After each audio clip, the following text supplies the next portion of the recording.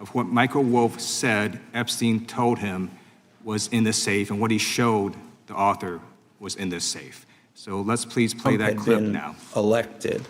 And I was sitting talking to Epstein, and he said, "Wait a minute, I got to show you something." And then he went into his safe, and he came out with photographs. They were Polaroids, I think, and he kind of spread them out like playing cards, and it was Trump. I mean, I think there were a dozen of them, and it was Trump with girls of an uncertain age at Epstein's Palm Beach house, where all of the things that he would ultimately be accused of took place. And I remember very vividly 3 of them. There are 2 in which Trump is, the girls, topless girls, are sitting on Trump's lap. And then a 3rd in which he has a stain on the front of his pants. And the girls are kind of pointing at it, sort of bent over, laughing. So Director Patel, I'm going to ask you a very broad and general question. As you know, Donald Trump and Jeffrey Epstein were friends. There are, of course, photos showing Donald Trump together with Epstein, correct? I don't have the entirety of the photographs, but I think they've been photographed in public together. All right. Are there any photos showing Donald Trump with girls of an uncertain age? No. How do you know that? Because that information would have been brought to light by multiple administrations and FBI investigators over the course of the last 20 years. Well, you know what? That's just not true, because no one knew about the creepy birthday message that Donald Trump wrote to Jeffrey Epstein until the Wall Street Journal disclosed it, and then all of a sudden, the Epstein estate provides it to Congress. Well, so certainly, you weren't there at the search. You don't know what Epstein may or may not have done with those photographs even prior to the search. Maybe someone has it. Maybe the Epstein estate has it. You raise a great point. So I'm going to ask you, have you asked to talk to Michael Wolff? You raise a great point. I haven't personally asked to talk to Michael Wolff. Has the FBI asked? But the FBI, I'll get back to you if the FBI specifically so Michael Wolff has ever. About 100 hours of testimony of Jeffrey Epstein. Wouldn't it be good for the FBI to interview Michael Wolff? I'm not saying they haven't. I just don't know. Has FBI subpoenaed the tapes that Michael Wolff has conducted of Jeffrey Epstein? I don't know. All right. So if you could provide us an answer, that would be terrific. Sure. Well, let me ask you this question then. Have you looked at all the photos in Epstein Files? I have looked at all the information that the investigators who investigated this case have provided to run out credible leads. And in the Epstein Files, was there that creepy birthday message that Donald Trump had written to Epstein? No, that's what I was trying to tell you. You raise a great point. The estate of Jeffrey Epstein has a voluminous amount of information that they have not released before. Okay, so that's great. So wouldn't it be great if FBI subpoenaed the estate of Jeffrey Epstein for all that information? The estate is under no obligation to provide that material, even pursuant to a subpoena. That's a great point. Yeah, that's just false. Okay. That's just false. You're the frickin' FBI. You can subpoena the information from the estate, and you better do that. That's literally not how it works. I'm going to move on now and talk about Epstein's client list. You confirmed that it exists. Attorney General Pam Bondi confirmed earlier this year that it exists. So I just want to ask you a simple question. Is Prince Andrew on Epstein's client list? The material related to Prince Andrew has been made public. Is Prince Andrew on the client list? We have released the index of names that were in Jeffrey Epstein's. Is Donald Trump on Epstein's client list? The index has been released, and the index will speak for itself. So I'm just going to say, America, there's a huge red flag. The FBI director could not answer whether Donald Trump was on Epstein's Gentleman's client time has list. expired. I now recognizes the gentleman from Virginia. Thank you, Mr. Chairman. I want to thank the director for being here and for his work over the last several months, removing the taint of partisanship that has infected the intelligence community over the past several years under the last administration, under the last several directors, standing up for law enforcement, standing up for the brave men and women who work in your agency. But to set the record straight, we have to correct the record. And the record, early days of the first Trump administration saw a dramatic spike in news stories that contained sensitive and sometimes classified details about the FBI's bogus Russia probe, about a leak a day. It's unacceptable that senior FBI officials coordinated to leak classified information to try and harm President Trump. Documents produced to the committee in August of this year revealed that the FBI interviewed a former Intelligence Committee staffer who gave details on a systematic process through which leaks of classified information were affected by then Chairman, now Senator Adam Schiff. Were these findings escalated within the Bureau's chain of command, and if so, to what level? Sorry, were the findings escalated? Were these findings that were given to us escalated within the Bureau's chain of command, and if so, what level? Did you receive this information? That entire matter is currently under investigation by the people at the FBI that handle leaks of classified information. All right, it's good to know that there is an ongoing investigation. Can you tell me whether these leaks to the media compromised any ongoing FBI investigations during the Trump-Russia probe? I can tell you, generally speaking, the leaks of classified information are detrimental to any work the FBI is doing. Now, former Director James Comey testified before the Senate Judiciary Committee that he had never been an anonymous source, nor authorized anyone to be an anonymous source in news reports about matters relating to the Trump investigation or the Clinton investigation. Was Comey's testimony true? In reference to Director Comey, I'm very limited in what I can say because of what the current status of those matters are with the FBI and the Department of Justice. When I am able to make those public, I will. Can you tell me if there's an ongoing investigation there? Again, without identifying any individuals related to the information you're generally speaking about, there is an ongoing matter that has been under review by the Department and the FBI for some time. Because we know that the documents that we received last month revealed that former Director Comey used Columbia University law professor as a conduit to leak stories to the media that contained classified information. Let me move on to the way that the FISA process was weaponized by past directors. Prior to your confirmation, you raised concerns about government misuse of FISA, including Section 702, stating that FISA was in need of major reform. Specifically, you highlighted that the Fisk report that the FBI had conducted 278,000 improper searches of the FISA database. Do you remain concerned about governmental abuse of FISA in Section 702? I'm always concerned, but what we've done since I became FBI director is implement new audit systems. We are nearing 100% review of the 702 query system that you are specifically referring to, and we've also eliminated anyone that has ever touched that database that has in any way made a mistake, whether intentional or not. And we have also identified a system in which those going forward who misuse the 702 system, they don't get 2 strikes. They get 1 and you're done. Okay, I'm glad you mentioned you're continuing to audit because, as you know, in May, the New York Times reported you closed the FBI's Office of Internal Auditing. Can you explain why you decided to close this office? Yeah, because under the new restructuring of the FBI, to save resources, there were 2 different places doing the exact same thing. We have a specific division dedicated to audits. I didn't need another audit system doing the audits again. And so we folded some of those folks with their expertise into our specific division and then took the rest of those folks and are moving them out across the country. Under previous FBI leadership, FBI agents were found to have lied to the Fisk. There have been hundreds of thousands of violations of the querying standards. In light of past violations, what action is the FBI taking to ensure that similar abuses do not occur in the future? Exactly what I've outlined. You cannot have access to the 702 query system if you improperly queried that system at all at any time in your career. Okay, at a Senate hearing 2 years ago, your predecessor, Director Wray, testified FBI had previously purchased U.S. phone geolocation data for a specific national security pilot project and further stated that the project had not been active for some time and that the FBI relies on court-authorized process to obtain location data from companies. Does the FBI purchase location data or any other data of Americans from data brokers? I don't believe so, but I'll get back to you. Thank you, that'd be important. I appreciate that. I yield back. Gentleman yields back. Gentlelady from Washington is recognized. Thank you, Mr. Chairman. Mr. Patel, before you joined the FBI, you had very strong opinions about what the FBI was hiding regarding Jeffrey Epstein. In a September 2023 interview with Glenn Beck, you said the Black Book is under the, quote, direct control of the director of the FBI.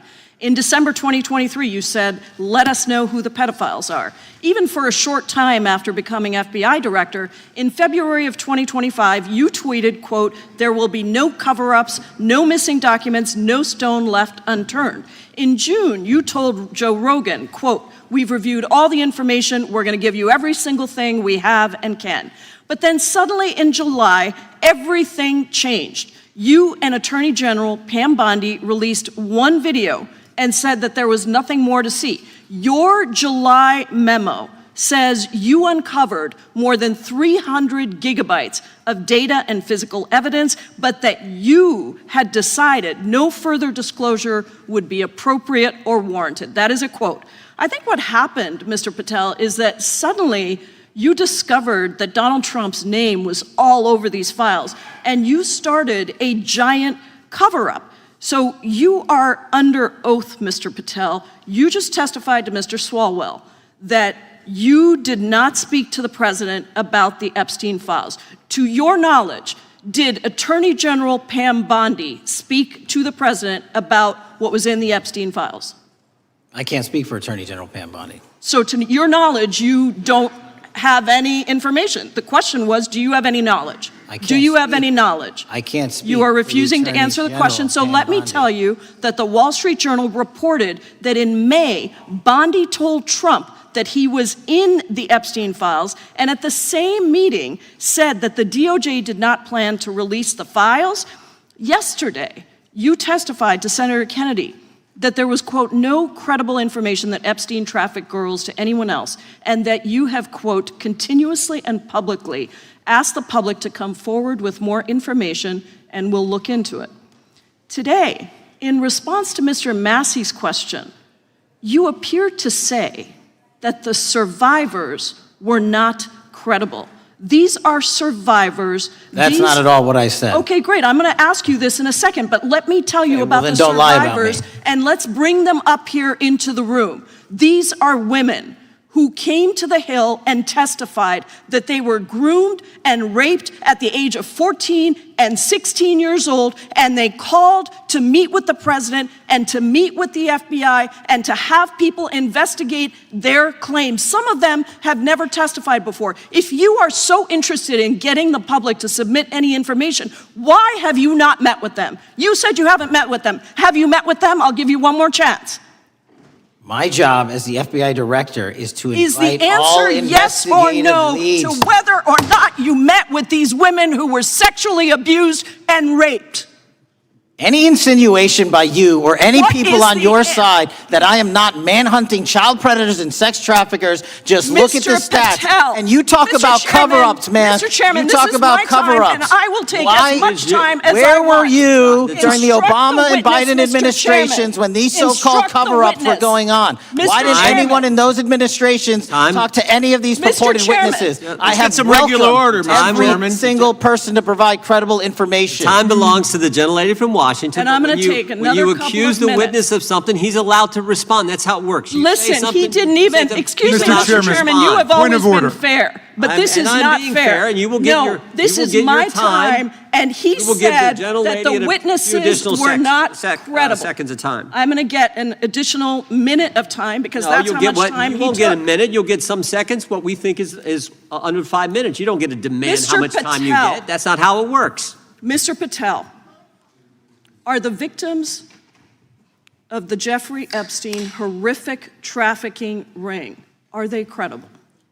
Any person with information about ongoing sexual I'm trafficking. asking you if they're credible. Ma'am, I'm Are they commenting on the credible? evidence we have. But And I'm- we have routinely asked for people to come forward with more evidence, and we will look at Mr. it. And the evidence that we have was the same evidence that the Mr. Biden and Patel, Obama Justice Departments Mr. had. Patel, And they this is determined, new. not me, they determined Mr. that Chairman, information was not Mr. credible. Chairman, he's not letting me even ask my questions. You This is ask the ridiculous. questions, he gives an answer. You may not like what he says, No, but that I'm doesn't mean you get to asking, he's not interrupt answering him. my question. Mr. Chairman, have could we an- restore the gentlelady 45 seconds so she We can will give complete her her additional question? 30 seconds, which is what I said I'm earlier. going to keep taking my time because you'll take here's the the time thing. that you get. You get are 30 not seconds. answering the question.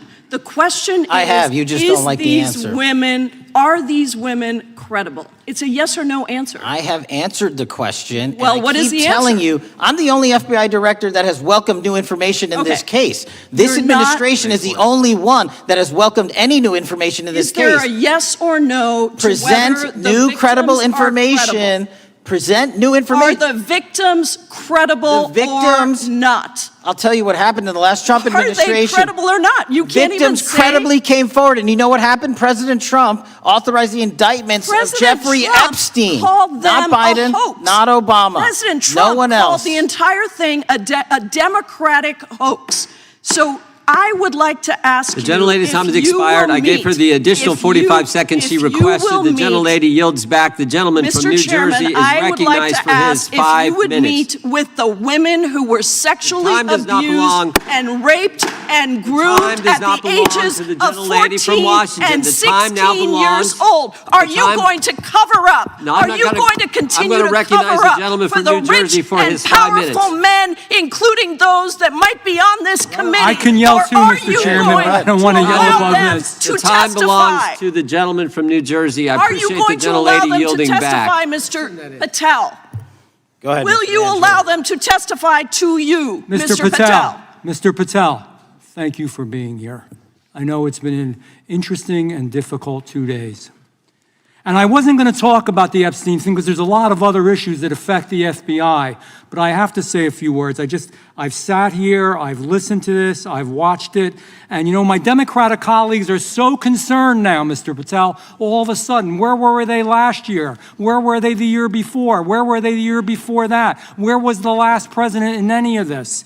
Well, all I know, the only thing I see is a single letter from the ranking member that was sent in 2019 that he didn't like the plea deal, and some people signed on to that. Most of the truth, the real truth, let's be honest, let's be intellectually honest.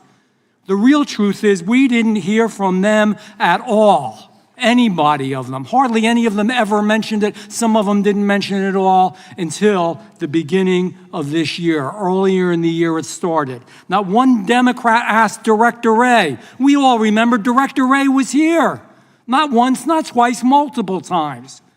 Nobody asked Director Wray about Epstein before this committee. Nobody was that concerned. Where was the concern for the victims then? Where was the moral righteousness then? Where was the outrage then? Where was the sense of duty then? Where was the desire for accountability then? Where was the urgency for justice then? Most of all, where the hell was the integrity then? You know what the truth is. Let's just say it, man. Tell the truth time. The truth is, it's politically useful for them to try to do this now, even though they didn't give a damn about it in the past. And you know what? That's an insult to the victims, and that's an insult to America. Continue to do the work you're doing. Continue to uncover what needs to be uncovered. One real quick thing before I say anything to 9/11. We know that was mishandled by the past director and by the past FBIs. There are family members here. There are family members who are concerned. God Almighty, we want to get to the truth of that. I ask you, please, to meet with them, to talk to them, and to investigate this with truth.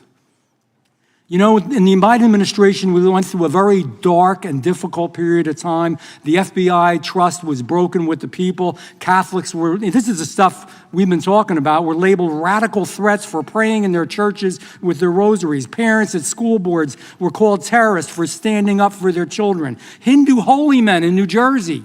We have the largest Hindu temple in the world. They were attacked. They were put up against the wall with guns to their heads. So it isn't just a Catholic or Christian thing. American Jews were targeted in colleges and universities, and a lot of folks in the FBI, in the past FBI, not this one, didn't give a damn. We can't go back to targeting religion. We can't go back to silencing free speech. The Biden administration did that. So I got questions for you. Hopefully thoughtful questions that you can answer for us in a thoughtful way. How is this FBI now, under your leadership, how are we restoring trust for Catholics, for Hindus, for Jews, for parents, for all the other, for just American people that were targeted by FISA because they had a different viewpoint? How are we restoring that trust in the FBI? In multiple ways, sir. One, and maybe most importantly, is through transparency and providing the American public with the material so they can see, read it themselves as to what the abuses were in the past, whether it relates to the Catholic memo or the Hindu incident you talked about at the largest temple in North America. Any institution of faith and any member of faith will not be investigated by this FBI because they are men and women of faith ever, period. Full And stop. nor should they. Nor should they. I don't mean to interrupt you, but my God, of all the amendments to the freedom of speech, freedom to believe in what you want to believe in, I know you're standing up for that. Continue. I'm sorry. No, that's it. Sorry. Okay. The Richmond memo was driven by a reliance on sources. The Southern Poverty Law Center, you know, the words sound nice, but the organization's not so nice. And we've seen the Anti-Defamation League distort data that counts as violence. Have you been able to identify and eliminate these kinds of partisan sources? We welcome all sources, but we want objectivity and neutrality and decency in the way we report all this. Have you been able to uncover any information there? How do we make sure our sources are good in the future? We have reviewed the source processes that infiltrate any institutions of faith, and they will no longer be going into institutions of faith. They will be directed towards criminal activity and protecting the homeland, the two most important missions the FBI has, and that's what we're going to continue to do. Good. And I'll say this, there was a lot of bull today, a lot of you know what, and I'm not going to say it because I respect the institution so much going on around here. Continue to do the work of the people. You are here for that reason. The administration is here for that reason. It was weaponized and politicized, the FBI, in the past. I hope to God we never, ever see that again. One of the darkest parts of American history. Thank you, Mr. Patel. I yield back. Mr. Chairman, I have a unanimous consent Gentleman request. yields back. The gentleman from New York is recognized for UC. I would like to introduce a CNN article that explains how an alleged top leader of the MS-13 gang was dismissed. His case was dismissed in Brooklyn so that he could be deported back to El Salvador, even though he was charged with murder. Without objection. Mr. Chairman, I have some unanimous consent The lady from requests. Washington is recognized. I ask unanimous consent to enter into the record an article titled "Justice Department Told Trump in May That His Name is Among Many in the Epstein Files." Without objection. I have another one that is a July 2025 article by the New York Times entitled "How a Frantic Scouring of the Epstein Files Consumed the Justice Department," stating that DOJ and FBI employees reviewing the Epstein Files were instructed to flag any mentions of Trump and other celebrities. Without objection. And I have another unanimous consent request to enter into the record an August 2025 article by The Guardian entitled "Ghislaine Maxwell Hinted at Epstein's Ties to Trump Officials.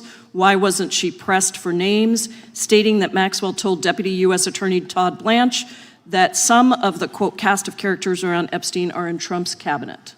Without objection. Chair now recognizes the gentlelady from Pennsylvania. Thank you, Mr. Chairman, and thank you, Mr. Patel, for coming before us to testify today. I am concerned by your repeated claims that you're not able to disclose anything further about the Epstein investigation and files, and that there's no evidence of a broader conspiracy or other people who should be charged, because the American people aren't buying that you've been transparent or that there's nothing further to be seen. In your exchange with my colleague, Mr. Roy, you reiterated something that I heard you say yesterday in your Senate testimony, and that is, under your direction, the FBI will always follow the money. Is that right?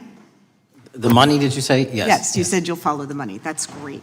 And just now you said you welcome the opportunity to investigate new evidence. So there has been significant recent reporting just in the last couple of weeks that after Jeffrey Epstein was arrested, 4 major banks flagged more than $1.5 billion in suspicious transactions connected to him that suggested a massive conspiracy related to his child sex trafficking activities.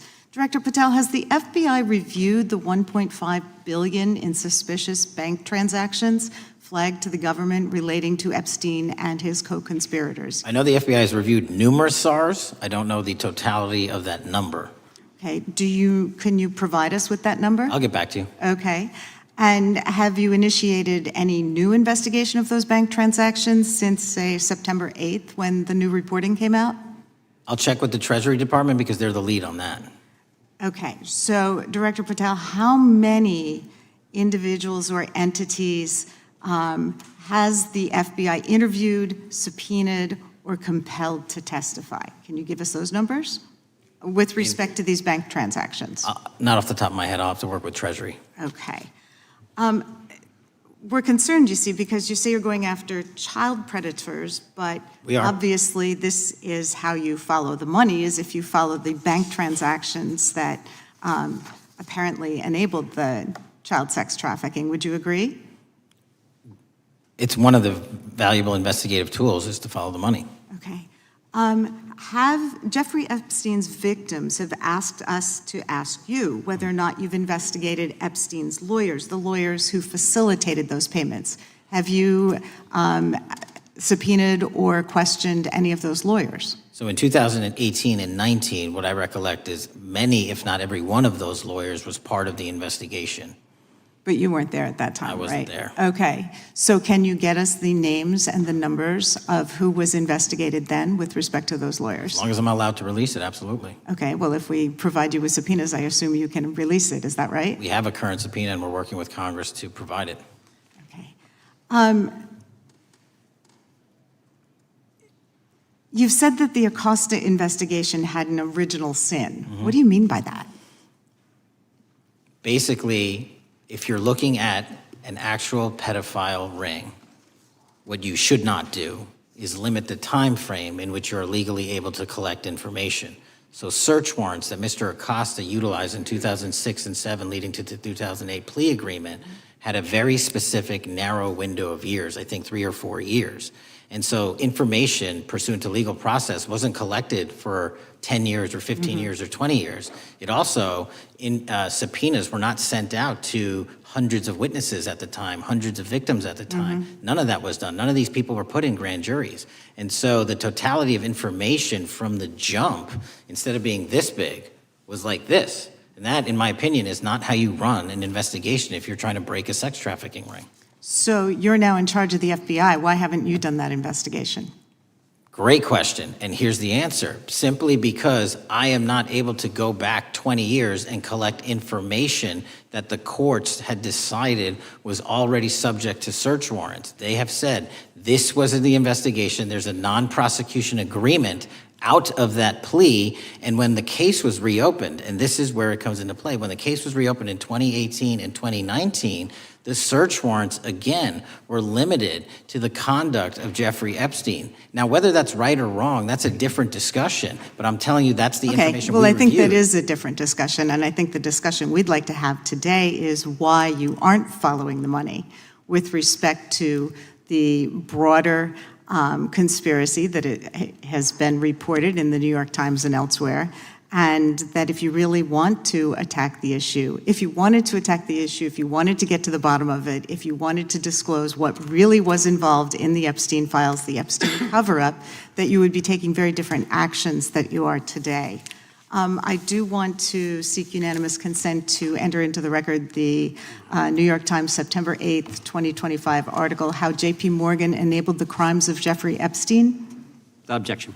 And also an article dated July 17th, 2025, in the Epstein case, Follow the Money. Objection. Okay, thank you. Gentlelady yields back. Mr. Chairman. Gentleman from Maryland is recognized. Thank you much. Pursuant to Clause 2K6 of Rule 11, I move that the committee subpoena the CEOs of 4 banks, J.P. Morgan, that's Jamie Dimon, Bank of New York Mellon, Robin Vince, Bank of America, Brian Moynihan, and Deutsche Bank, Christian Sowing, in order to get the suspicious transaction reports. These 4 banks have flagged to the government $1.5 billion in suspicious transactions related to the sex trafficking crimes and conspiracy of Epstein, Maxwell, and all of their collaborators. And as you know, Mr. Chairman, we got the SARS reports for Hunter Biden totaling around $20 million. And so these $1.5 billion in SARS reports we should get, especially since the director doesn't seem to be forthcoming. And I request that we do this immediately. I think the director's been very forthcoming. We will hold any motion to subpoena in abeyance until the conclusion of the hearing. The chair now recognizes the gentleman from Texas. Thank you, Mr. Chairman. Thank you, Director Patel, for being here. It is quite clear that certain members of this committee, they want their 15 seconds on TV, stamping and coming. Maybe it's for fundraising. Maybe they're struggling in their district. They need a little bump. But they turn a committee into a clown show, and that's what we're seeing. You're being unjustly attacked today. I watched the Senate hearings yesterday. You were attacked there. We know there's an agenda. There's always an agenda. It's the same characters with the same personalities, the same objective, and that is destroy the mega movement. You're being attacked, Director, is because you're effective. You highlighted what you've been doing in D.C. with the president in reducing violent crime. You're very effective. Another individual that was very effective with meaningful debate and dialogue was Charlie Kirk. And they killed him for it. Charlie Kirk was a man of faith. First and foremost, he loved his Lord Jesus. He loved his family. Beautiful wife, beautiful children. Just a remarkable, honorable man that was silenced with this assassin's bullet. I would say if Charlie Kirk lived in the biblical times, he'd have been the 13th disciple. He'd have been the 13th disciple. We have a new committee, if you're not aware, a new select committee regarding January 6th. I'm honored to be on that committee. I'm looking forward to working with other members to expose truth, questioning federal agencies that were involved on January 6th, like the FBI. It played a role, but we don't really know, Director, to what extent. We don't know. The January 6th sham committee was not formed by Nancy Pelosi to seek truth. It was nothing about getting to the truth about January 6th. Their sole mission was to damage Donald J. Trump and end his political career. And everybody knows it. That's what the purpose was. You know what's nice, so I kind of get to ask the question, though, how did that work out for you? Donald J. Trump is back in the White House, and America loves him. I spent 30 years in law enforcement, retired sheriff from a large county in the great state of Texas. I have seen, Director, I've seen more enthusiasm and support for law enforcement today because of what you and Donald Trump have done over the last 8 months to protect the American people. The American people couldn't count on their government to protect them. Crime is rampant. And now we have a president and an administration that puts the American people and their safety first. It's interesting, a few minutes ago, a classmate reached out to me and sent me I told him, I said, yes, we got Director Patel in front of our committee today. And Andy Kane wanted me to tell you, he said, quote, tell him we love him. Tell him we love him and all the brave warriors exposing the deep state. Kash, you're a great American, sir. You're a great American. Your work as the director of the FBI is commendable. It's commendable. And I want to thank you, sir. Thank you for your service. Keep up the good fight, brother. Don't let him tear you down. Keep up that good fight. You have it in you. With that, sir, I yield back. Gentlemen yield. Gentlemen yield to me.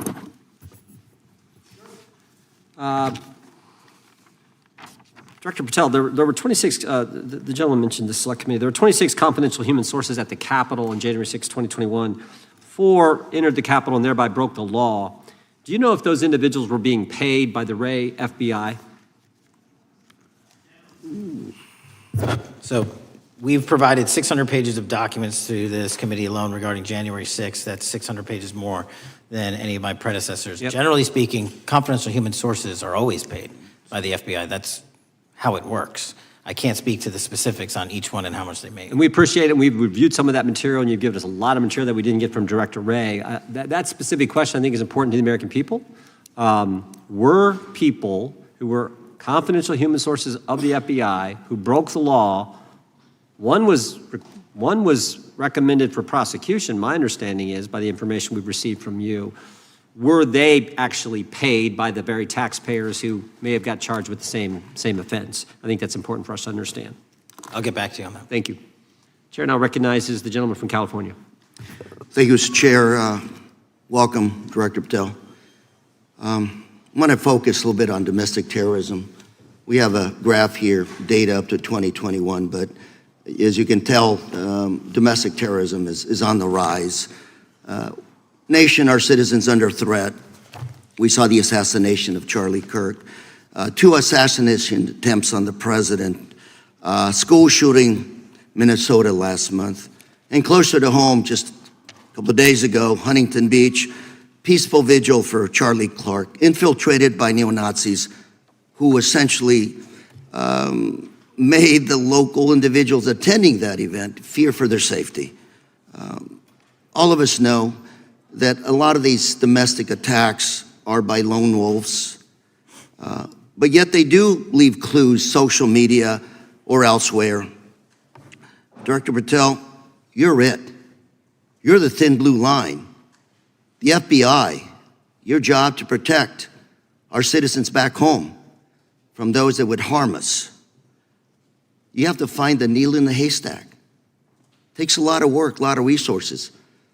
Talking to my local sheriff this morning, who said they're concerned. Federal cuts to local grants that help them do the job.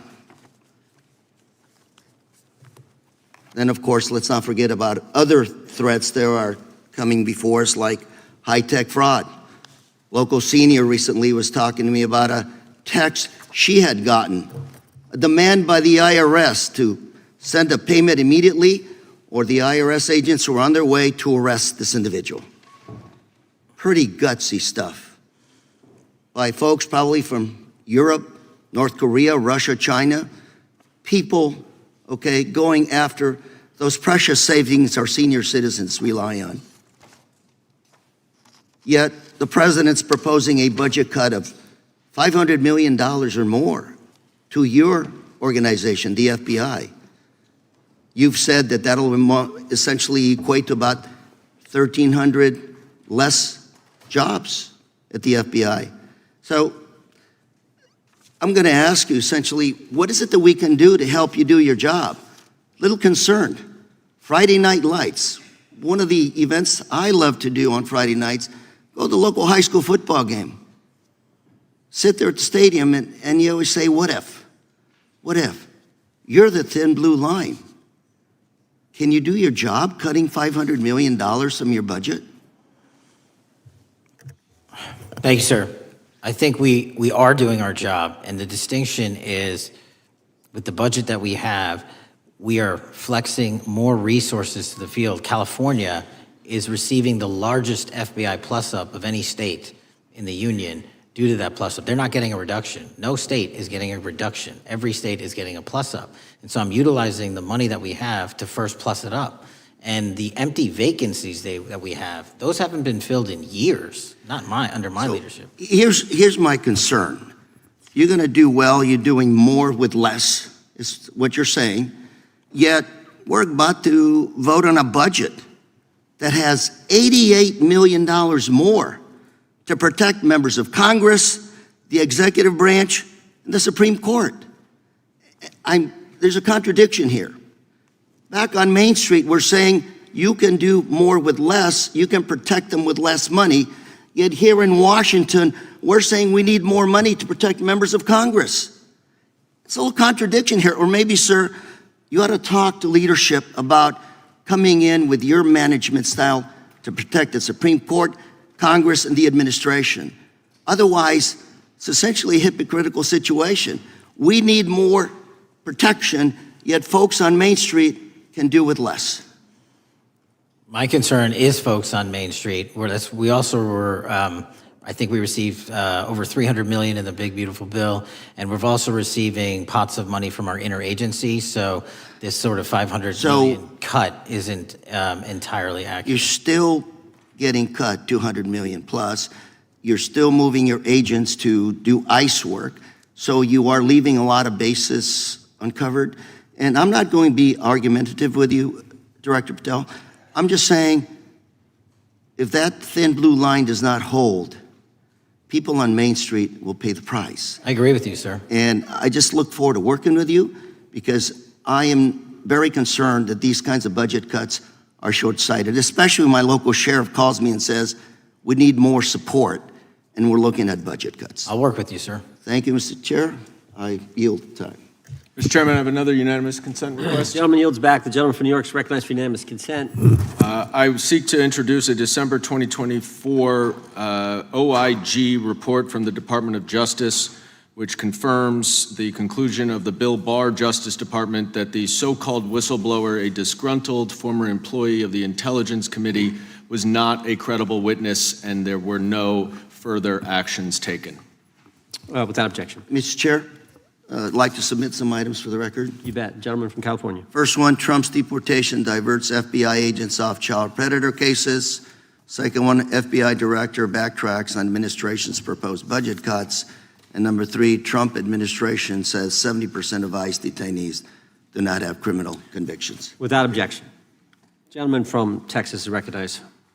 Thank you. Director, earlier this year, the committee learned of new documents tied to the Crossfire Hurricane investigation and the Russia collusion hoax against President Trump. Your efforts in declassifying key documents tied to this investigation allowed the committee to acquire thousands of pages that it did not have previously. Did any of your predecessors make any effort to declassify these documents? Not to the extent we have. Did any of your predecessors share or leak any details that were classified at the time?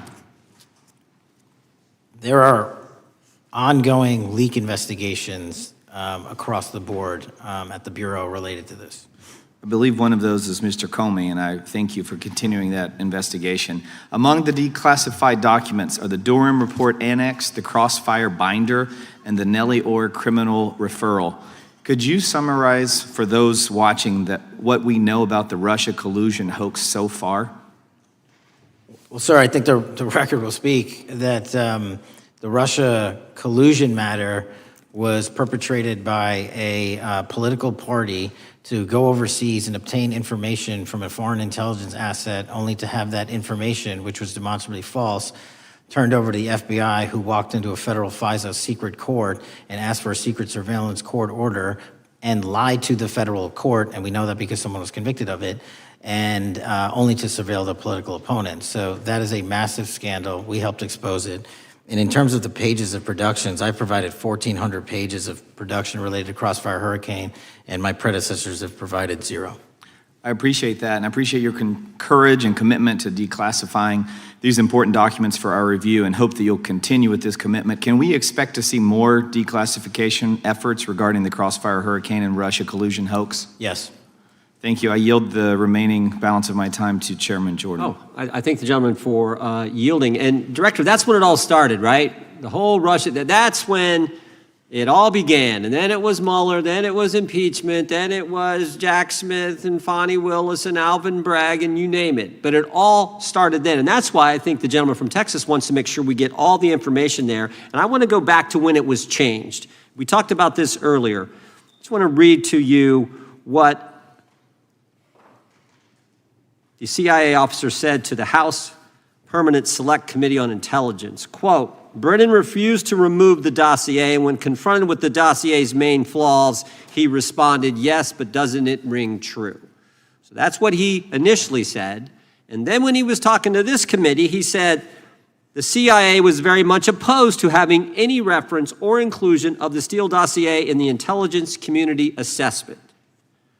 So on one hand, you got a witness who was there who said he refused to remove it even though he knew it was garbage. And then he's, on the other hand, telling the committee, no, we didn't want anything to do with it. It shouldn't have been a part of the intelligence community assessment, which we know it was.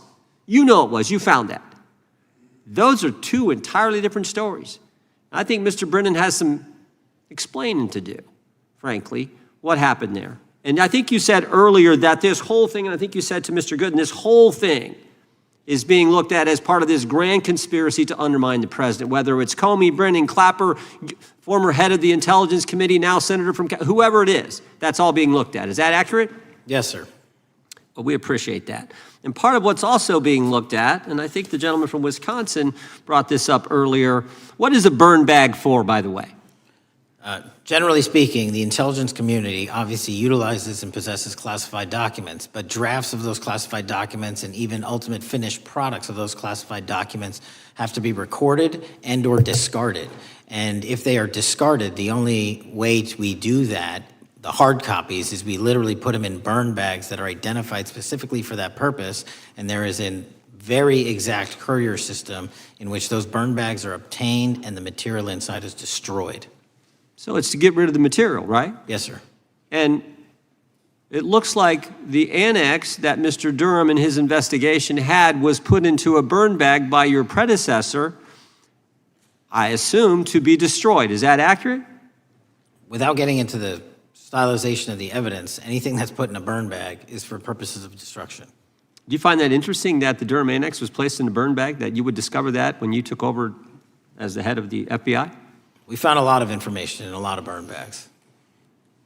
Well, we appreciate you finding that. We'd like to know a little bit more about that, and we look forward to that information coming forward. And I appreciate the gentleman yielding.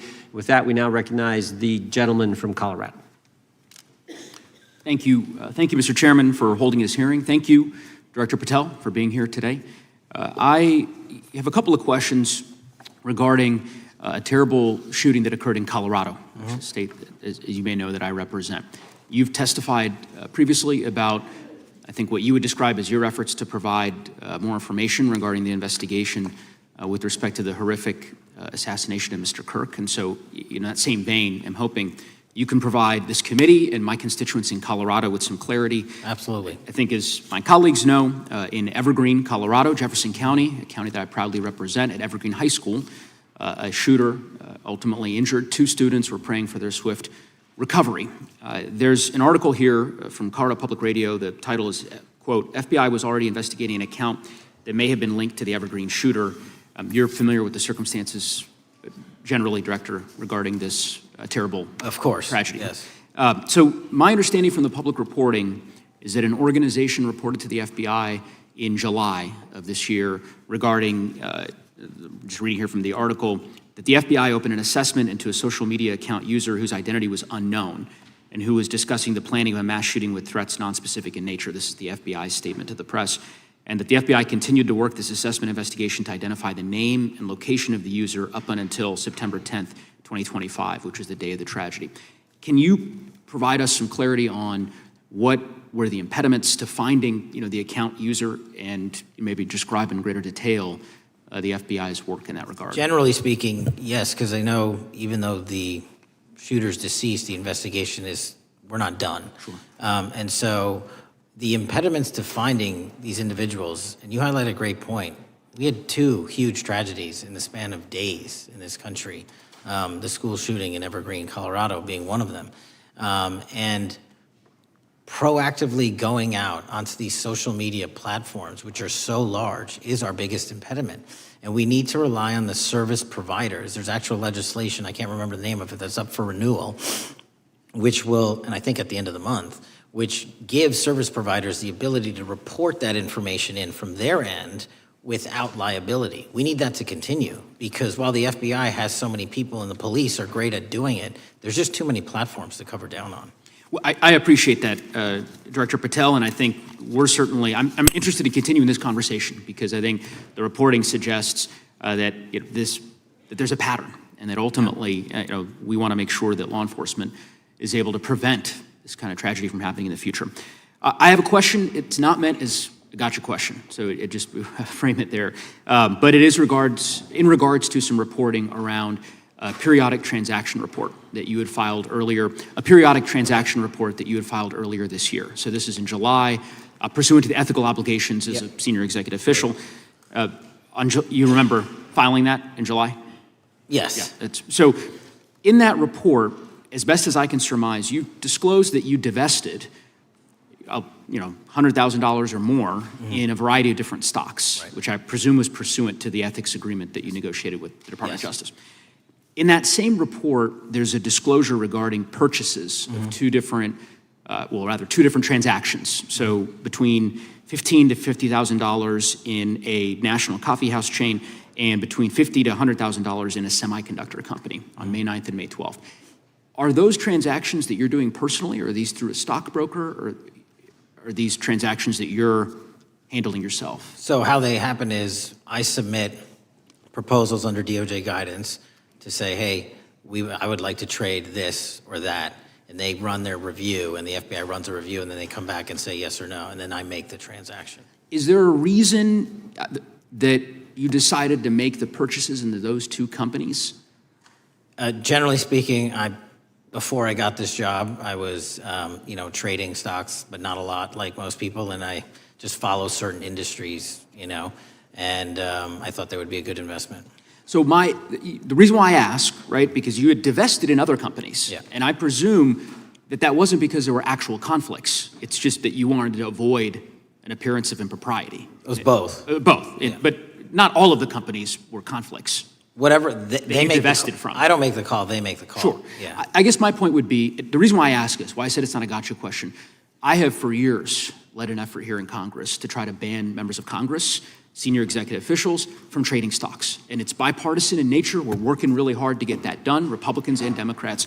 And you can understand, I think, given your role, given the nature of the position that you hold as the leader of the largest law enforcement agency in our country, that divesting entirely, not doing day trading now, I think would be something that would be in the interest of the American people. So I just would hope you would consider that, and that moving forward, that perhaps not purchasing stocks in individual companies, I would think would be something that would be worth pursuing. Gentleman's time is... I'm happy to give the witness an opportunity to answer. Thank you. I'll work with you on it. Gentleman from Alabama is recognized. Thank you, Mr. Chairman. Thank you, Director Patel, for being here today.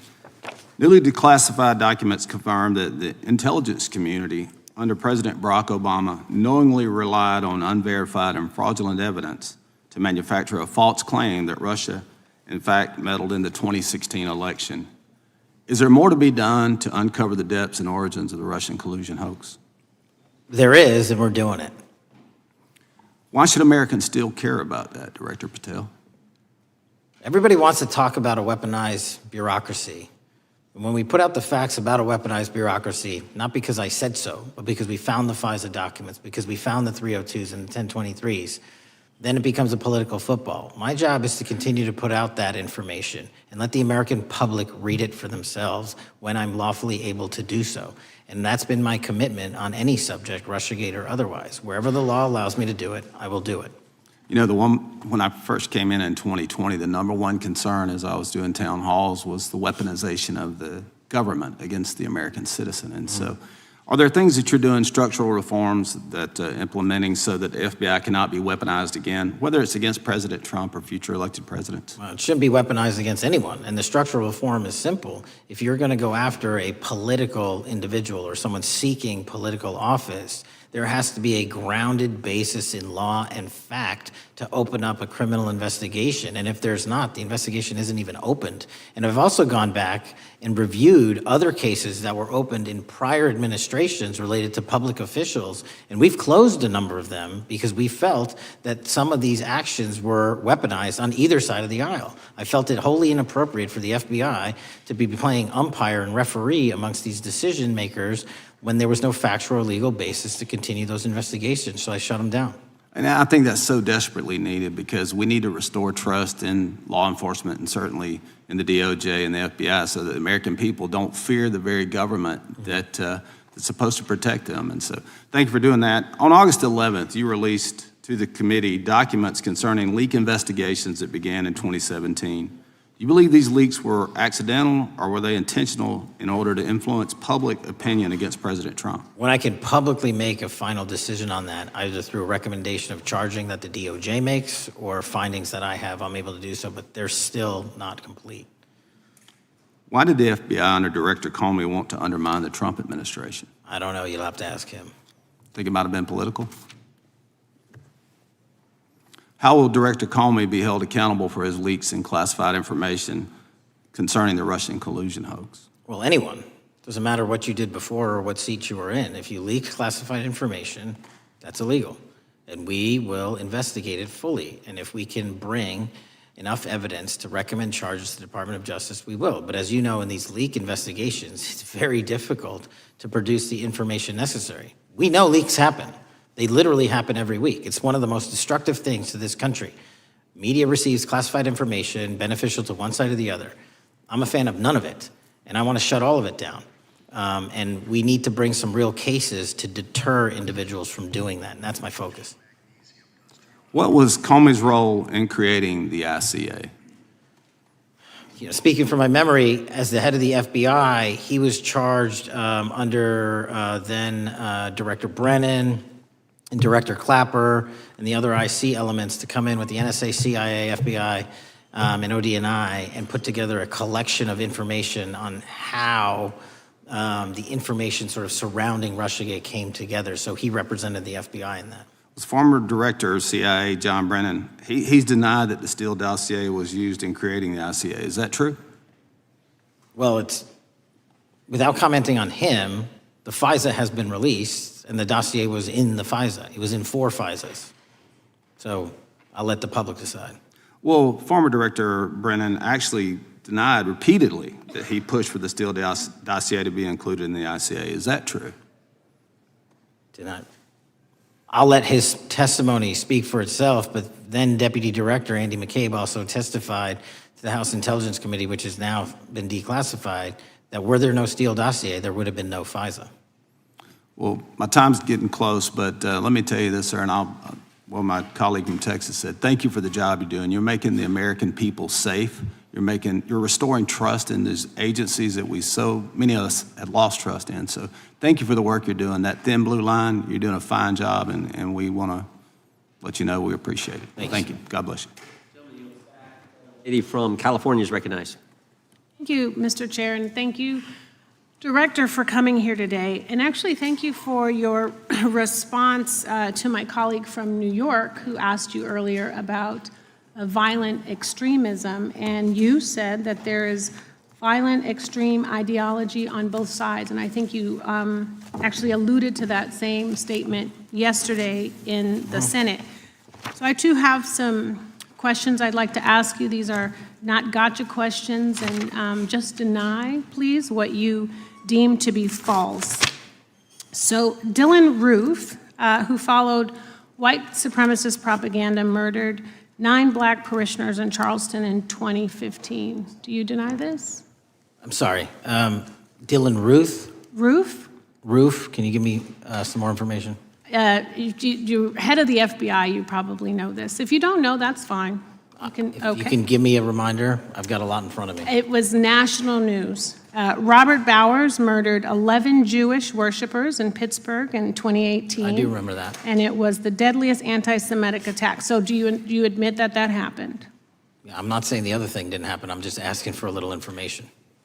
Patrick Cruces, who posted a manifesto about a Hispanic invasion, walked into a Walmart in El Paso, Texas in 2019 and began firing. He murdered 23 people that day, and the youngest was 15. Do you admit or deny that that happened? I'll take your presentation as accurate. All right, well, I have to say all of these cases have been adjudicated. As I said, they are not gotcha questions. These incidents were national news. And as director of the FBI, you have access to all of this information. So in 2022, Peyton Grendon walked into a supermarket in a black neighborhood in Buffalo, New York, and started shooting. He murdered 10 people that day. And on September 10th, your friend Charlie Kirk was assassinated. Tyler Robinson has been taken into custody and charged, but also on that day, Desmond Holley, a 16-year-old white male, shot and injured 2 students at a high school in Colorado before killing himself. And according to the Anti-Defamation League, he had a fascination with mass shootings and white supremacy. So do you admit to, deny these facts? Those happened. Okay. Your predecessor, former FBI Director Christopher Wray, said that one of the most dangerous concerns is that racially motivated violent extremism, especially white supremacists, has been the biggest chunk of our domestic terrorism cases and is responsible for the most lethal attacks over the last decade. Do you admit or deny, A, that he said this? I'll let the record reflect that. Whatever he said was what he said. All right, and do you agree? That there is racially motivated crimes being committed in America, yes. Yes, especially white supremacists, which is the biggest chunk of our domestic terrorism. I'm glad that you said this. So last week, President Trump was asked if there were extremists on both the left and the right. He was actually asked this by Fox and Friends, and his exact words were, I'll tell you something that's going to get me in trouble, but I couldn't care less. The radicals on the right oftentimes are radical because they don't want to see crime. The radicals on the left are the problem, and they're vicious, and they're horrible, and they're politically savvy. Do you agree with the president? I don't speak for the president speaks for himself. Do you agree with the president? On what matter? On the question that I just asked, do you agree with his statement about the radical left? That there's ideology that's driving violence on both sides? Yes, that's what he acknowledged. No, he didn't. But I'm glad that you're saying that and actually creating some separation between you and the president. And I'm glad that you That's literally are not what happened. He said acknowledging both. that there is violent extremism on both sides. What's interesting is that the research arm of the Department of Justice, the National Institute of Justice, do you know what that is? I'm familiar with them. Okay, great. It is the research arm of the Department of Justice, and it published an article in 2024 devoted to domestic radicalization, violent extremism, and terrorism. I have it. It's interesting that it's no longer on the website. It has been scrubbed, but I ask these questions because what makes a strong, qualified director of any business, of any household, of the FBI, what makes a reputable prosecutor is not lapdog loyalty, but a commitment to the creed that evidence is agnostic and that the evidence will lead you to making the right decisions. And your job, no one's job is to like the data or the evidence, it is to collect it. That is how you gain trust. And Mr. Chair, I would like to enter into the record, if I may. White supremacist group stands by racist ideology with unanimous consent. Without objection. Dylan Roof, the radicalization of the alt-right and ritualized racial violence. Without objection. Thank you. Another article, how Robert Bowers went from conservative to white nationalist. I'd like to enter that into the record with me. Without objection.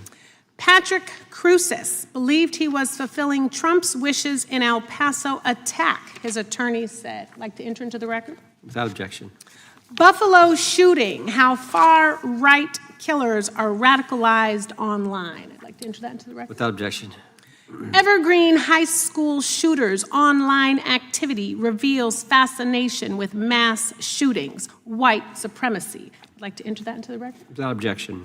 Murder and extremism in the United States in 2024, a report by the Anti-Defamation League. I'd like to enter that into Without the record. objection.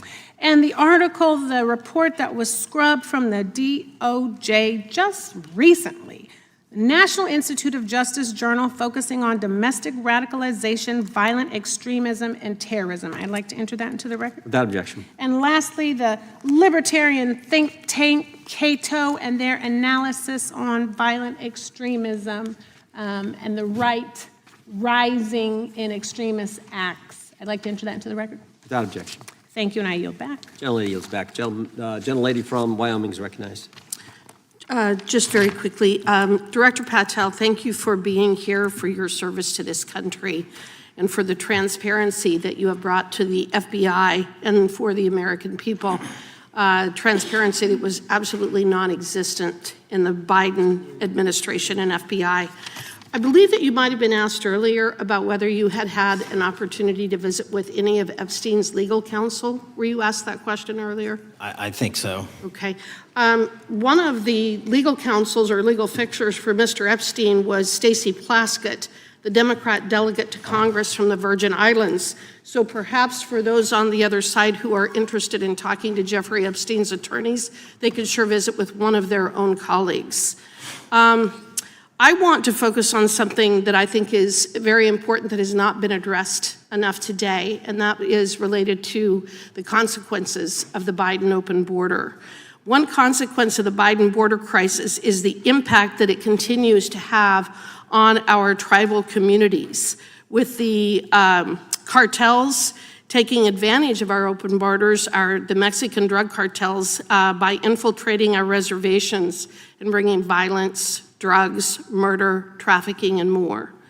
Last year, when I questioned the Attorney General Garland about what the DOJ was doing to protect these communities, he simply deflected responsibility and said that Congress had not appropriated sufficient resources for them to be able to protect our tribal communities. Mr. Patel, what is the Trump FBI doing to counter the drug cartel infiltration and other violent crime targeting our Native American communities? Thank you. It only took more than half of this proceeding to talk about one of the priorities that the FBI has, which is crimes on tribal lands. Every single crime that we have been talking about, whether it's child predators, human trafficking, narco traffickers, murder, they all happen on tribal lands as well. And I've said since the beginning, it is a priority, which is why we launched Operation Not Forgotten on tribal lands. And I'm the first FBI director to meet with the staff and tribal leaders here in Washington, D.C. and elsewhere, and invited them into my office and headquarters to see them, because I need engagement with tribal leadership, and I need our police and FBI agents to be engaging with tribal leadership. Otherwise, we're not going to break through. We have 1,900 Indian country cases open right now. We've got 600 indictments this year alone. We cannot forget tribal lands. Every single one of those people lives in the United States of America, and it is an absolute priority to protect them and their children just as it is anyone else. So I think it's fair to say that what Mary Garland testified to, that the FBI and DOJ did not have the resources to address that. I think that that was an absolutely false statement. Would you agree with me? It's a decision by him not to do so. That's not my decision. At the end of August, the U.S. Attorney and FBI announced that nearly 100 personnel representing members of the Safe Trails Task Force operated near Wyoming's Wind River Reservation to assist with reducing drug trafficking and illegal guns. Director Patel, you have routinely stated that it is your mission to partner with and strengthen local and state law enforcement partners. How does the task force and other FBI efforts bring tribal law enforcement into this process? The major problem with tribal lands is the sheer tyranny of geography and the amount of coverage that they have on land versus the personnel they have to do it. So what we've done is constantly surge resources to tribal lands across this country on a 30, 60, 90-day rotating basis, reporting back to us saying who needs more. And what we found is that most of these lands can be assisted by our counter-UAS program, our drone capabilities, and we're gonna do it because what's happening is the Mexican drug cartels are literally flying overhead, dropping their cargo, their narcotics onto this land where no one's looking, and then it's being disseminated to children, to youth, to adults on that land and killing them. And we gotta stop it before it gets dropped off. Well, and your testimony proves that the Biden administration did not lack the resources to address drug and violent crime in tribal communities or around the United States. It instead expended and wasted these resources investigating parents, Catholics, we now find out Turning Point USA, the RNC, and Republican organizations, rather than protecting our Native Americans by closing the border. Is that fair? I think so. Wonderful, thank you. And I do appreciate the work that you've done in this regard. I was previously the chairman of the subcommittee on Indian and Insular Affairs with the Natural Resources Committee, and safety and security on our reservations and for our tribal members has been one of our priorities, one of my priorities, and I very much appreciate the work that the FBI has done. Let me know if there's anything else I can do to help you, and with that, I yield back. I will, ma'am. Gentlelady yields back. The gentlelady from Georgia is recognized. Thank you, Chairman, and thank you for coming in today, Mr. Patel. In the past few months, the country has experienced a string of horrific, high-profile attacks that have been motivated by racial hatred or political ideology. A shooter attacked the CDC headquarters, firing hundreds of rounds and killing a police officer.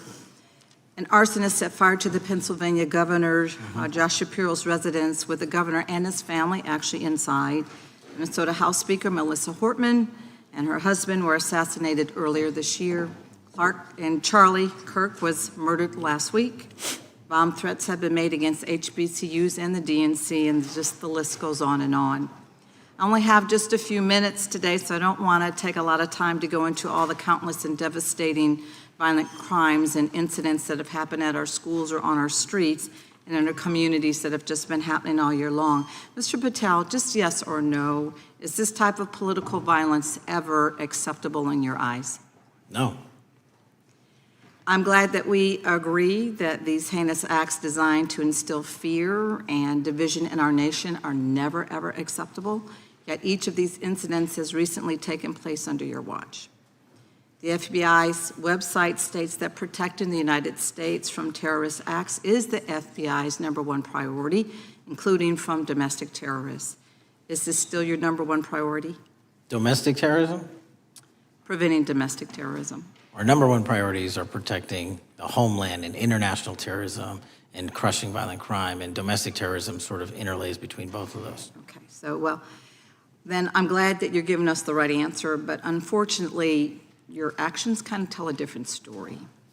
Earlier this year, you granted the ranks of the FBI's Domestic Terrorism Operations Section. This is the section of the FBI that is most directly responsible for addressing political violence in our country by preventing attacks from occurring and effectively responding to them if they do.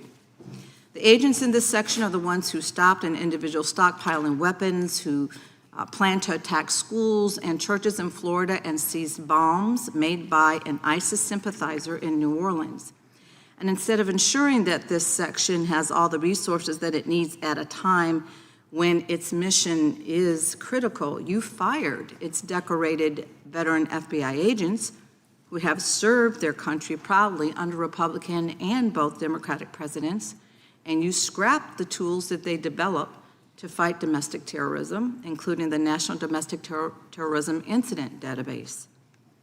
I mean, most of that is just not true. We have 1,700 current DT-managed programs. We're up 300% in the amount of cases we brought against nihilistic, violent extremists, including 764, wishing to harm our children. The FBI and the men and women are getting after that problem set more than ever because I've unleashed them to do so. And any insinuation that these tragic occurrences across the country are somehow singularly my fault or disgusting because that watershed goes Mr. down to the Patel, men I'm and going to women at the reclaim my time. FBI, Mr. Patel, and I'm they gonna are not reclaim my time. responsible Mr. for it. Chairman, I'm I'd happy like to to work enter with a you unanimous to consent- get them what they need. Consent Lady request. controls the time. Unanimous consent request. You'll state a request. Thank you very much. Into the record, an article from Reuters titled FBI Scales Back Staffing, Tracking of Domestic Terrorism, Probes Sources Say. Thank you very much. Without I objection. appreciate that. So, Mr. Patel, and it isn't just the domestic terrorism operations section. Under your watch, agents are fully diverting their attention to these anti-immigrant and city takeover operations, leaving our children vulnerable to dangerous networks of online predators, both domestic and international.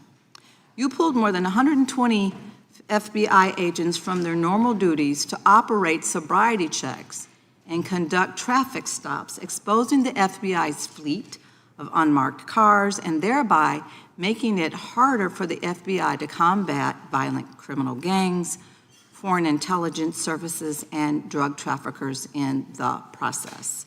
That's simply not true. If we were not able to do two things at one time, how would we be Patel, I seizing reclaim record my amounts of time. I fentanyl? reclaim my time. 23,000 Chairman, I'd like to violent enter felons have been into the arrested. Time belongs to the gentlelady. More than twice as many as Consent last Time request. belongs to the gentlelady from Georgia. Thank you very much. And this request basically is, it is an article from Reuters, which quotes law enforcement officers familiar with agents who once covered child exploitation cases, but now focus on immigration child exclusive. Thousands of agents diverted to Trump immigration track down. Mr. Patel, in the short time I have left, your tenure as director of FBI has been somewhat problematic. Americans are left definitely less safe under your watch. You have gutted the FBI's ability to keep safe from domestic terrorism. You have sent FBI agents to conduct traffic stops and round up hardworking immigrants who pose no danger to public safety. People even President Trump referred to as good, long-time workers. Your job is to protect and serve the American public. Time of the You have gentlelady. spent your time protecting heinous individuals and using the FBI to serve as a political circus. You at times have appeared unequipped, Time and of the this country gentlelady has deserves better, expired. and I yield. Gentlelady yields May I back. respond? Sure can. Simply put, what is it? Are we failing? If we're failing, how are we arresting 23,000 violent felons? Twice as many as this time last year. Are we failing? Because if we're failing, how are we seizing 1,500 kilograms of meth, 25% increase from last year? Are we failing? Because we captured 4 top 10 FBI most wanted from around the world in 7 months. That's more than the entirety of the last administration. Are we failing? Because we put 1,500 child predators in prison. Are we failing? Because we dismantled 300 human trafficking networks. Which is it? You don't like me, that's fine. But don't you dare disparage the men and women of the FBI that are producing record results in historic fashion to protect this country. They are kicking ass for America, and they're going to continue to do so. And we appreciate your leadership. The gentlelady from Florida is recognized. When I was home recently, I met with the agents leading the Tampa office of the FBI, and I saw what they're focused on in my community: stopping drug traffickers, rescuing children from exploitation, fighting cybercrime, protecting us from acts of terrorism, foreign and domestic. And I know from my time as a federal prosecutor and a judge that this work by the Bureau doesn't make headlines, but it is happening every single day. At the top, accountability is necessary, transparency is critical, but today we've seen an effort not just to diminish, but to distort the work of Director Patel and the agents he leads. If we really care about transparency and about truth, then what we owe to the American people is this reality: that thousands of dedicated professionals at the FBI wake up every single day thinking not about themselves, but about this country, and keeping every single one of us and our children safe from harm. And Director Patel, I would like to hear from you the facts about what the FBI is doing and your efforts to fight crime. Director Patel, isn't it correct that since January 20th, 2025, the FBI has made over 25,000 immigration-related arrests, including 350 members of Tren de Aragua and 195 members of MS-13? Those numbers are accurate. The Tren de Aragua numbers are up over 350% from the year before. And during that same period, hasn't the FBI seized over 66,000 kilos of cocaine, 6,000 kilos of meth, and 1,500 kilos of fentanyl? Not to be nitpicky, but it's 89,000 kilos of cocaine and 7,300 kilograms of meth. And isn't it also true that the FBI Tampa Division's Panama Express Strike Force specifically seized nearly 67,000 kilos of cocaine valued at more than $1.6 billion from illicit maritime vessels? One of our best operations out of the Port of Tampa, and I was down there in South Florida when Panex did their work. Director Patel, since October 7th, 2023 Hamas attack, the FBI has been a co-leader of the Joint Task Force October 7th. Isn't it correct that this task force is actively working to bring justice for victims and to prevent terrorist infiltration at our borders? Yes, ma'am. Since January 20th, hasn't the FBI arrested 59 foreign intelligence operatives for spying or smuggling dangerous material into the United States? Yes, we have, and that's on track to be more than 25% than ever before. And the FBI has also been leading operations against major cyber threat actors, including those from Russia, China, Iran, and North Korea. Isn't that right? A 17% increase from year to date last year. Director Patel, the FBI's child exploitation task forces continue to investigate predators who target children online and across our communities.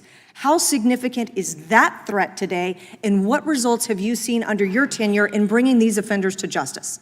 We have, under Operation Grayskull, dismantled dark web units that are operating online, not just in the United States, but across the world, to do our children harm. We have taken into custody more suspects than ever before on those who seek to harm our children. That is what the men and women of the FBI do, and that's what they're going to continue to do.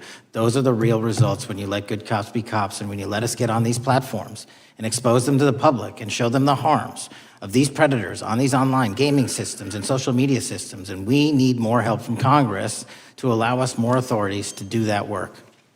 The FBI laboratory manages the Combined DNA Index System, or CODIS, which compares over 25 million DNA profiles and aids more than 125 investigations each day. Director Patel, why is this important to law enforcement nationwide? All of law enforcement relies on our CJIS operation out of West Virginia. And what that does is allow 19,000 agencies to come in and say, hey, does this guy have a criminal history? Hey, is this an illegal firearm? Do we have a DNA hit like we did in these recent assassinations? That's what the FBI brings to bear, because local and state law enforcement agencies doesn't have that capability, and we're doing it 24/7, 365. CJIS does not close for 1 minute. In your testimony, you noted that the FBI has ongoing counterintelligence investigations into China, Iran, and Russia across all 55 field offices. Why is it essential to maintain that scope of coverage, and what success can you point to in disrupting nation-state actors? Our biggest threats involving nation-state actors are the PRC, Russia, and China, and they are up 33%, 83%, and 60% respectively in arrests alone this year. Those nation-state actors wish to do harm in our infrastructure, our critical infrastructure system, our energy, our water supply, and also go after and target individuals and senior citizens and take their money through online pig butchering schemes, which we've exposed in Cambodia by way of the CCP. This is groundbreaking work that the American public should be seeing that their FBI is doing, and I'm happy to have the opportunity to report on it. Thank you. Director Patel, I yield back. Gentlelady yields back. The gentlelady from Mr. Chairman, I have a couple. Unanimous Consent. Thank you so much. I appreciate it. In response to Mr. Patel's making the remarks that, that maybe our colleagues are disparaging the men and women of the FBI, I'd like to enter the record 3 unanimous consent requests. One is entitled FBI is using polygraphs to test officials' loyalty. The second is Kash Patel knowingly broke law when firing top officials, lawsuit alleges, published by NBC. And the third is FBI forces out more leaders, including ex-director who fought Trump, demand for January 6 agents' names. Without objection. Thank you. Gentlelady from Vermont's recognized. Thank you, Mr. Chair. Director Patel, thank you for being with us today. Appreciate your time. Let me say at the top, political violence should have no place in this country, and I strongly, unequivocally condemn the killing of Charlie Kirk last week. And this is exactly the kind of case that warrants a swift and thorough investigation by the FBI. What shouldn't be happening, however, is this administration's seeming attempt to exploit Mr. Kirk's death within minutes of this horrible, horrible assassination, dividing us even further without knowing enough about the killer's complicated, confused political ideology and the extent of his motivation. And this week, Vice President Vance claimed that this is, quote, an extremely destructive movement of left-wing extremism, and said that, quote, it's part of the reason why Charlie was killed. He pledged to go after organizations on the left. But Director Patel, it was just 3 months ago that Melissa Hortman, the Minnesota House Speaker, and her husband Mark were shot to death in their home in the middle of the night by a self-identified right-wing extremist and Trump supporter. When that assassination happened, the FBI released a written statement denouncing the killings and pledging to hold the killer accountable. And I thank the Bureau for that. It was clear, concise, to the point. But when you compare that statement to the over 50 mentions of the Charlie Kirk killing and just 4 for the Hortmans on accounts affiliated with the FBI and your personal account, it appears to many Americans that you're valuing some lives more than others, and that's painful. And this is what I'm hearing from my constituents, so I just want to convey that to you. And the Vice President didn't even call on right-wing organizations to tone down their rhetoric after that horrific killing in Minnesota, and he never once spoke about dismantling conservative institutions. This week, when the president was asked by a reporter about Speaker Hortman, he claimed he didn't even know who she was. One of the most high-profile assassinations of an elected official in recent memory, and the president claims to know nothing about it, hasn't even heard of it. It was absolutely devastating for her colleagues and for her family.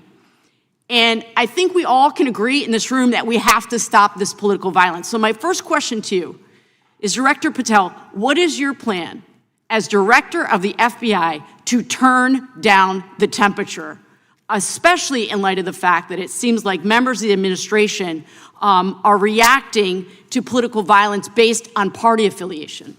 What's your plan? I can only speak for myself and the Of course. FBI. And what we are doing is, I think I mentioned earlier, we're following the money, because whatever attack you are describing, and they are all despicable, equally so, People need money to operate. People need money to conduct these attacks, to conduct these investigations. And so what we are doing is finding the people that supported this infrastructure system, because even when you say there's a lone, quote unquote, lone wolf actor, he's not truly a lone wolf actor. Something happened along the way. I agree. And so can I just because we have such little time, are you making a commitment right now to follow where the evidence goes in investigating whether it's violence on the left or the right? Because over the last 10 years, when you look at the ideology, I want to follow up on what my colleague from California said. When you look at the data, you look at the Anti-Defamation League data, 96% of ideological motivated killings were committed by the right wing. When you look at the Institute of Justice report that she cited, it's 5 times the number that 5 times the number of far-left extremist incidents are perpetrated by far right. And it's been reported, and she mentioned this, that as of September 12th, 2025, just 2 days after Charlie Kirk's killing, that the DOJ removed that report from the DOJ website. That's why Americans are concerned that there seems to be a separate system of justice, that if you are a Republican and you are attacked, you will get the full weight and authority of the FBI in this administration. But if you are somebody serving in the Minnesota State Legislature and you are assassinated in your home, that the response is different. And I think to ignore the threats from the right or try to do a both and when there are multiple instances when it's overwhelmingly coming from the right, this is a disservice, because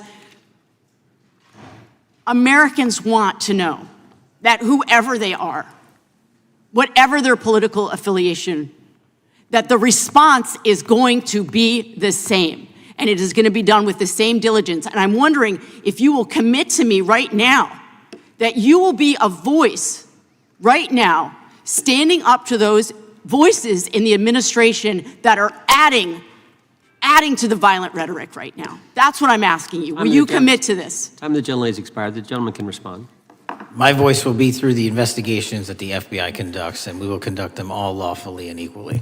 Can we expect in the future that your tweets in related to one killing will be the same level of concern? The gentleman from Texas is recognized. Thank you, sir.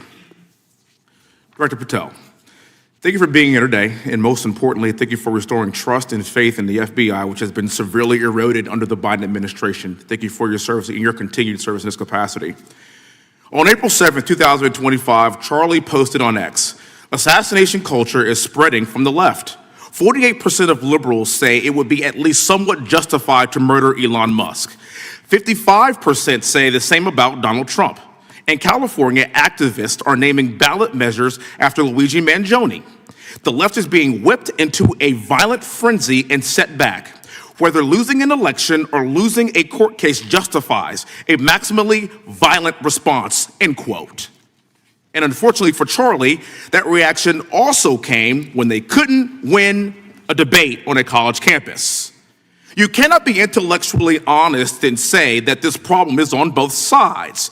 It's not just what happened to President Trump, it's also what just happened to Charlie. We've gotten to a point in America where violence is encouraged.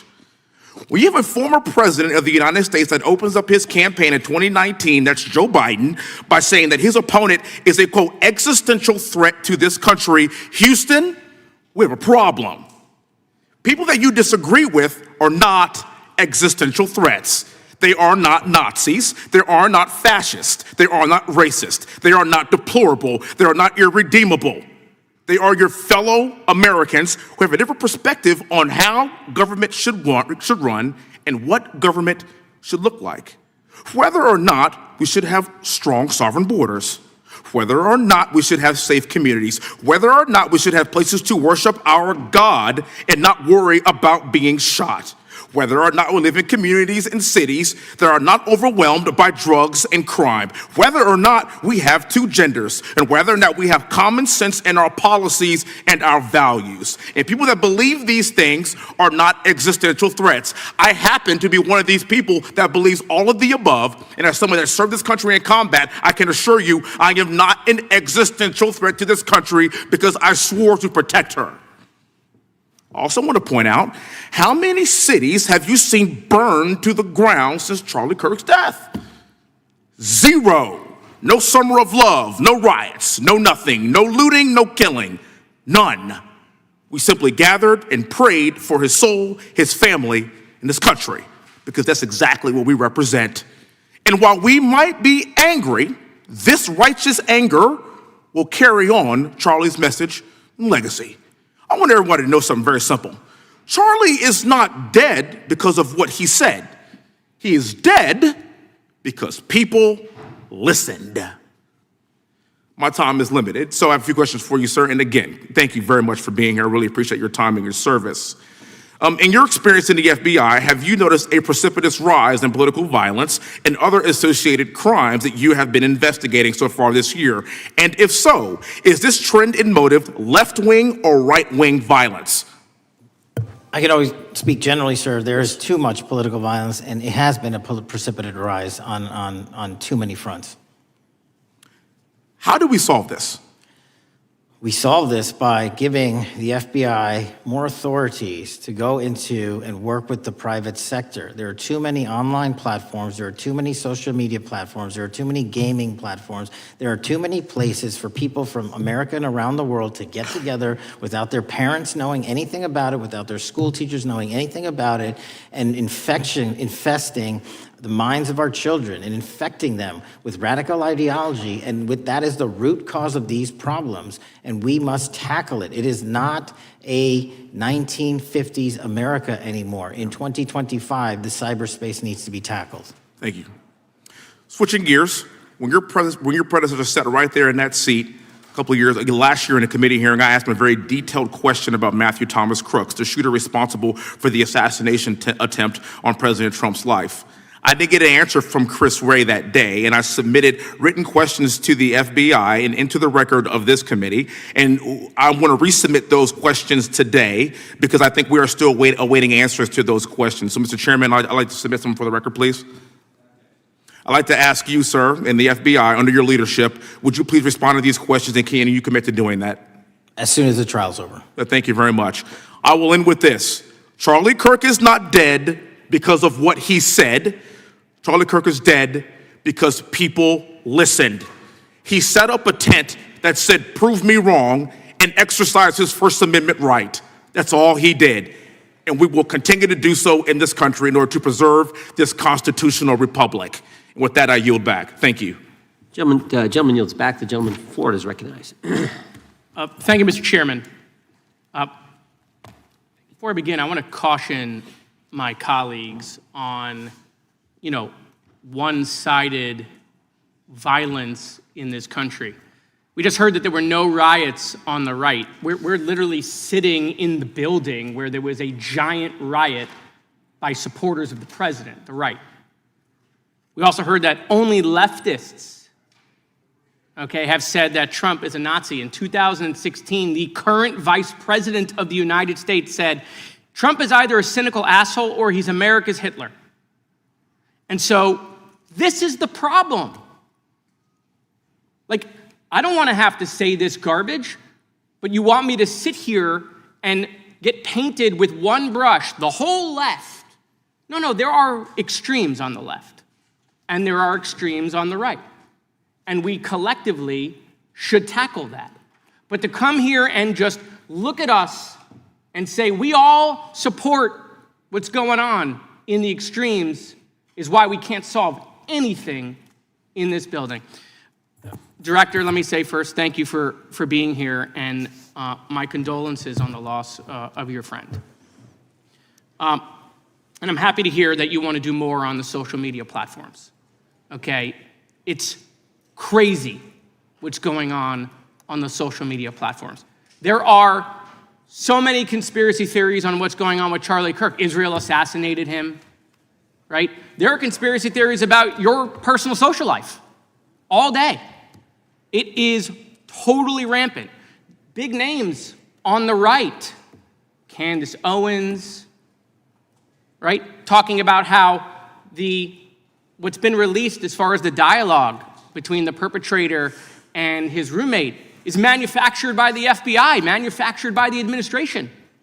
It is totally rampant, allowing foreign governments to just perpetrate these platforms, all of these bots, all of the time to weaponize Americans. You see what's going on here? This is a byproduct of all of that. What's going on in the streets is a byproduct of all of that. What's happening is you see people celebrate Luigi Mangione is a byproduct of all of that. And so if we want to do something, then we should talk about Section 230. We should talk about how we're going to make sure that we don't let foreign governments poison our children's mind. And so I will work with you on that, Director. I'll work with you on 230 any day. No problem. So now, that was the good part. I want to take your attention back a second, okay? Breaking news. Kash Patel is nominated to be the FBI director. Dan Bongino is nominated to be the number 2 at the FBI. MAGA celebrates, rejoices, bells are ringing out.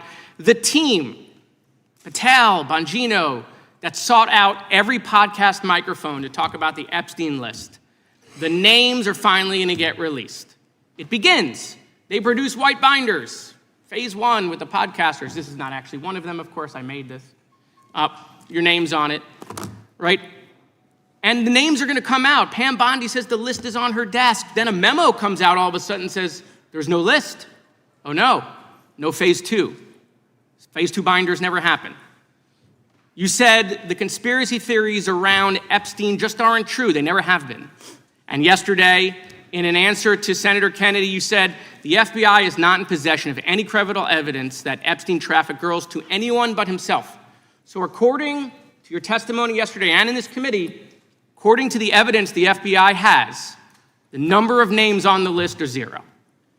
No, zero. The index has been released, and the number of people involved in that trafficking operation were charged in 2018. Other than Epstein and Ghislaine Maxwell, your testimony in the Senate and here is that according to the evidence you have, the number of other names is 0.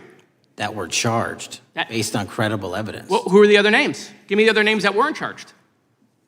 We are not releasing the names of anyone because the Department of Justice never does that of anyone that didn't have any credible information to attack them. Let me move forward. The president has, you've seen the picture of the woman's body with the writing and the president's signature. The president says that's not his. Okay? The president says it's not his. The Republican colleagues say it's not his. The administration say it's not his. Will you be opening up an investigation into the Epstein estate for putting out a fake document with the president's signature linking him to the world's largest pedophile ring? Will you be opening that investigation into that? On what basis? On what basis?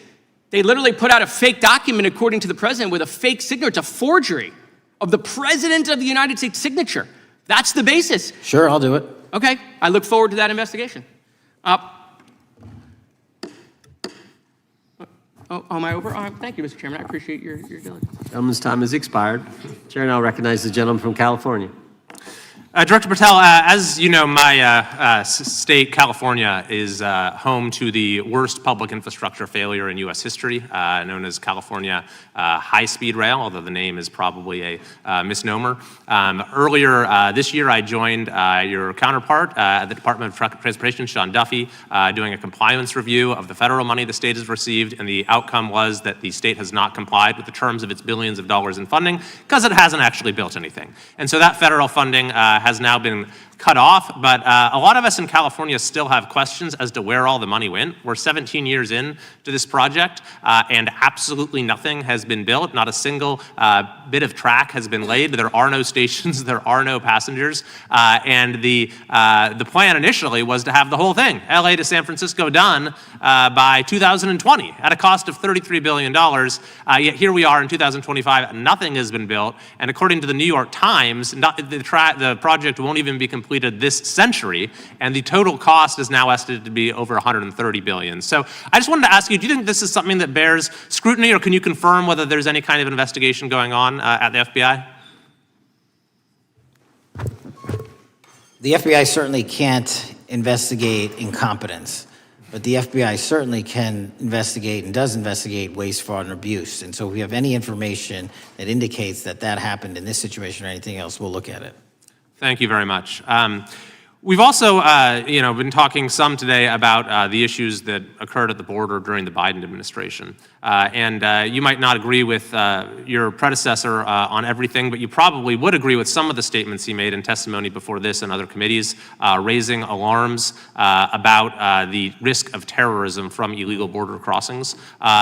Since becoming director, have you gotten some insight into how well calibrated those warnings were, and what is the status of that risk now? Since becoming director, there's been a sharp decrease of border crossings for known or suspected terrorists from the southern border. But unfortunately, there has been a sharp increase of known or suspected terrorists entering through our northern border. And so what I'm trying to do is work with our northern border states and our interagency to tackle that problem. But it is an absolutely massive border that can't physically be sealed. So we're going to have to get creative and put more resources into that. And in a similar vein, there were over 500,000 unaccompanied children that crossed the southern border during the Biden administration. As we know, many were trafficked either through forced labor or sex trafficking. Do you have any insight as to what the scale of that problem was and how have things changed over the last several months? Other than what you outlined in terms of how it was described, I don't have any additional details. In terms of how many people are being trafficked into this country, especially unaccompanied missing children, that number has drastically reduced because the coyotes that smuggle these children for their criminal activity are the same ones that smuggle in narcotics or the same one that traffic older age women. They're all interconnected. And because of the sealing of the southern border by this administration, that has come to a near halt. That is a very important point, that we have seen far fewer victims of human trafficking because we've finally prioritized border security. And by the way, you have children who are getting rescued because of the immigration enforcement activities that unfortunately some politicians in my state are trying to stop, thereby stopping those kids from getting rescued. We've seen, of course, a substantial reduction in crime here in Washington, D.C. since the FBI and the National Guard got involved. I'm kind of asking you to state the obvious here, but what is the mechanism there? Why have we seen a reduction of crime when DC has had such a huge crime problem for years and then almost overnight we see such a big difference? Because of the dedication and resources from President Trump's administration to utilize all federal, state, and local assets in a heavily crime-ridden area. I mean, if we did not have a crime-ridden area, then homicides, carjackings, and gun violence would not be dropping by 40, 50, 60%. And when you allow the police, the MPD, to work with federal authorities and allow the National Guard to set up your perimeter, this is what you can do in a few short weeks. And we at the FBI, under Operation Summer Heat, have set those Phase 01 operations in motion 4 months ago, quietly at the direction of President Trump. So we are scattered across cities across this country doing just that. But we're going to need more help to complete the job. Yeah, in too many places in this country, crime has just been treated as sort of a norm, that this is the way things have to be. What's happened in DC shows that is not the case if we have the right policies and the right priorities. Finally, this is tragically the second time in as many years that we've had an FBI director here following either an assassination or an assassination attempt. And so since there's been some time now since from the attempted assassination on President Trump at Butler, would you say that the public's understanding of what took place on that day is fairly consistent with all of the facts as you know them, or do you believe there's still material facts that have not been made public or are not fully understood by the public? No, I think it's fairly consistent. Thank you. I yield. Gentleman yields back. The lady from Texas is recognized. Man, oh man, there has been so much today, and I truly don't know where to start. So I'm just going to make sure that we start off with a few facts. So a couple of facts that we need to make clear for everyone is that, number one, Director Christopher Wray, when he was appointed to be the head of the FBI, was appointed by Donald Trump. Now, I will agree that I definitely take issue with a number of decisions that Donald Trump makes, especially when it comes to the people that he decides to appoint to very important positions, including this one, because I did have to make sure that I wasn't going crazy. But when I say that you are the least qualified FBI director in the history of the FBI, that is real, because you are the only one that never even served with the FBI prior to joining, yet we are supposed to believe that you are the greatest thing since sliced bread. I didn't ask you a question. Now, What I want to Still go false. through is to talk about why you are a failure and why, honestly, we just need to tell you bye-bye. I know that you got a little upset and you put on your show for your boss because it seems like you're trying to save your job when it came to talking to Senator Booker yesterday. But let's go through some of your failures. So before you were even confirmed, and I think one of my colleague from Georgia, pointed out that you were already targeting career officials so that you could direct illegal firings. Mind you, these cases that you were so upset about, which are the ones tied to Trump, the cases came through his handpicked FBI director. And frankly, when people sit around and say things like, oh, you know, we're happy because now we feel safe. I don't know who feels safe in this country except for the white supremacists, because I specifically as a black woman definitely don't feel safe. And frankly, my colleagues have been real nice to you today, and I applaud them, but I don't have the same demeanor because I know that multiple colleagues on this side of the aisle have faced death threats. In fact, somebody tried to kill one of my colleagues. And frankly, I don't know if this FBI or under your leadership, if those people would have been caught. I don't have any confidence in you. And if we start talking about the reasons that I lack confidence, we could start with you not just wanting to acknowledge some simple facts. Simple facts like the vast majority of the threats are coming from right-wing extremism. And I know my colleagues have tried to stress this, but I decided that I would maybe do it in a different way. Number one, I have a couple of UCs. Kim Buck, one of multiple Republicans receiving death threats for voting against Jim Jordan as House Speaker. Without objection. Another one, Republican lawmaker says she received death threats after voting against Jim Jordan in Speaker's race. Without objection.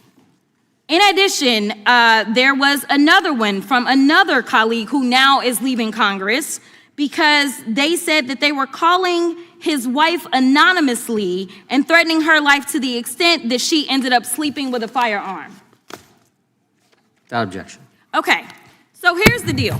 How are we supposed to have confidence when you're sitting up here telling the Senate yesterday that it will take you 14 years before you can get the FBI fully staffed to do their jobs? You're also now redirecting resources so that they can go and play ICE agents on the streets. You're getting rid of your most qualified people. And even when it came down to somebody that you consider to be a friend, you were posted up having some fancy dinner to the extent that you posted not only once erroneously, you posted twice erroneously as it relates to catching somebody. And then you want to go and say, let me take a victory lap. Because honestly, if it wasn't for parents deciding that they were going to turn in their child, it seems like y'all wouldn't have got there, even though he literally confessed online. So I'm confused about what it is that the FBI is doing except for trying to put on a show for the apprentice or whatever you want to call him. The day after all of this took place, there was domestic terrorism that was taking place at HBCUs. They were targeted. Yet I didn't hear anything from the FBI about what was going on. And again, black people kept saying, how did we end up in this? Because the numbers are so very clear that white supremacy is a problem. And honestly, I've not heard anything out of you today that makes me believe that you're going to do anything about the white supremacy problem. The one that is leading to children being killed, children being shot, as well as members of their community as they're worshiping in their churches. The time of the gentlelady has expired. If the gentleman would like to respond to any of that.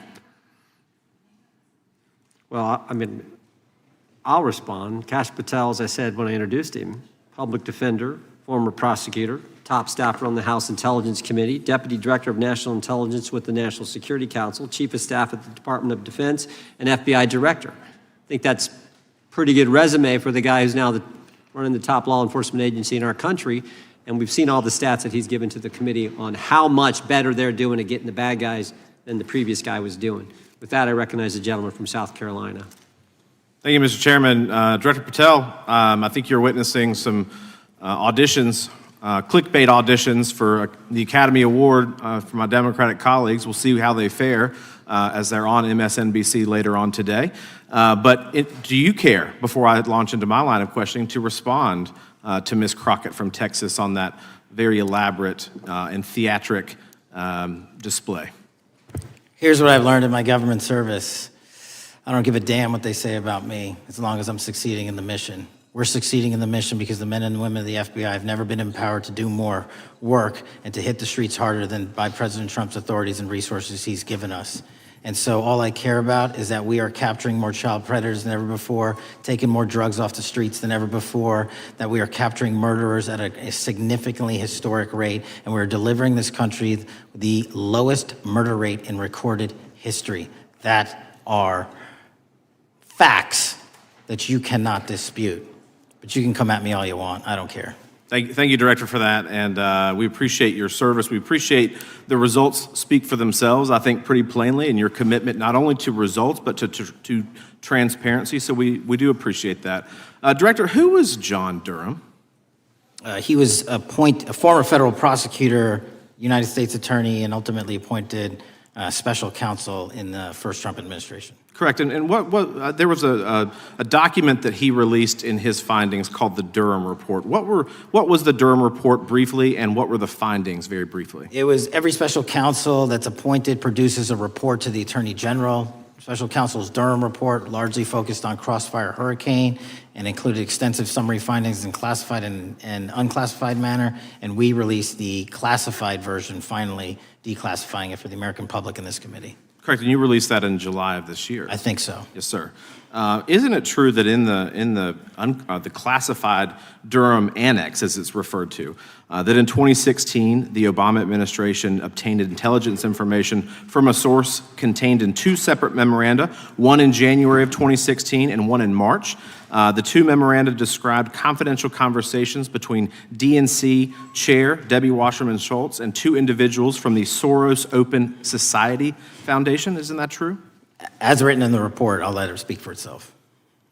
In the Durham Annex in January of 2016, the memorandum noted in part that President Barack Obama intended to scuttle the FBI's investigation into Hillary Clinton's private email server and mishandling of highly classified information during her time as Secretary of State. Isn't that found in the report?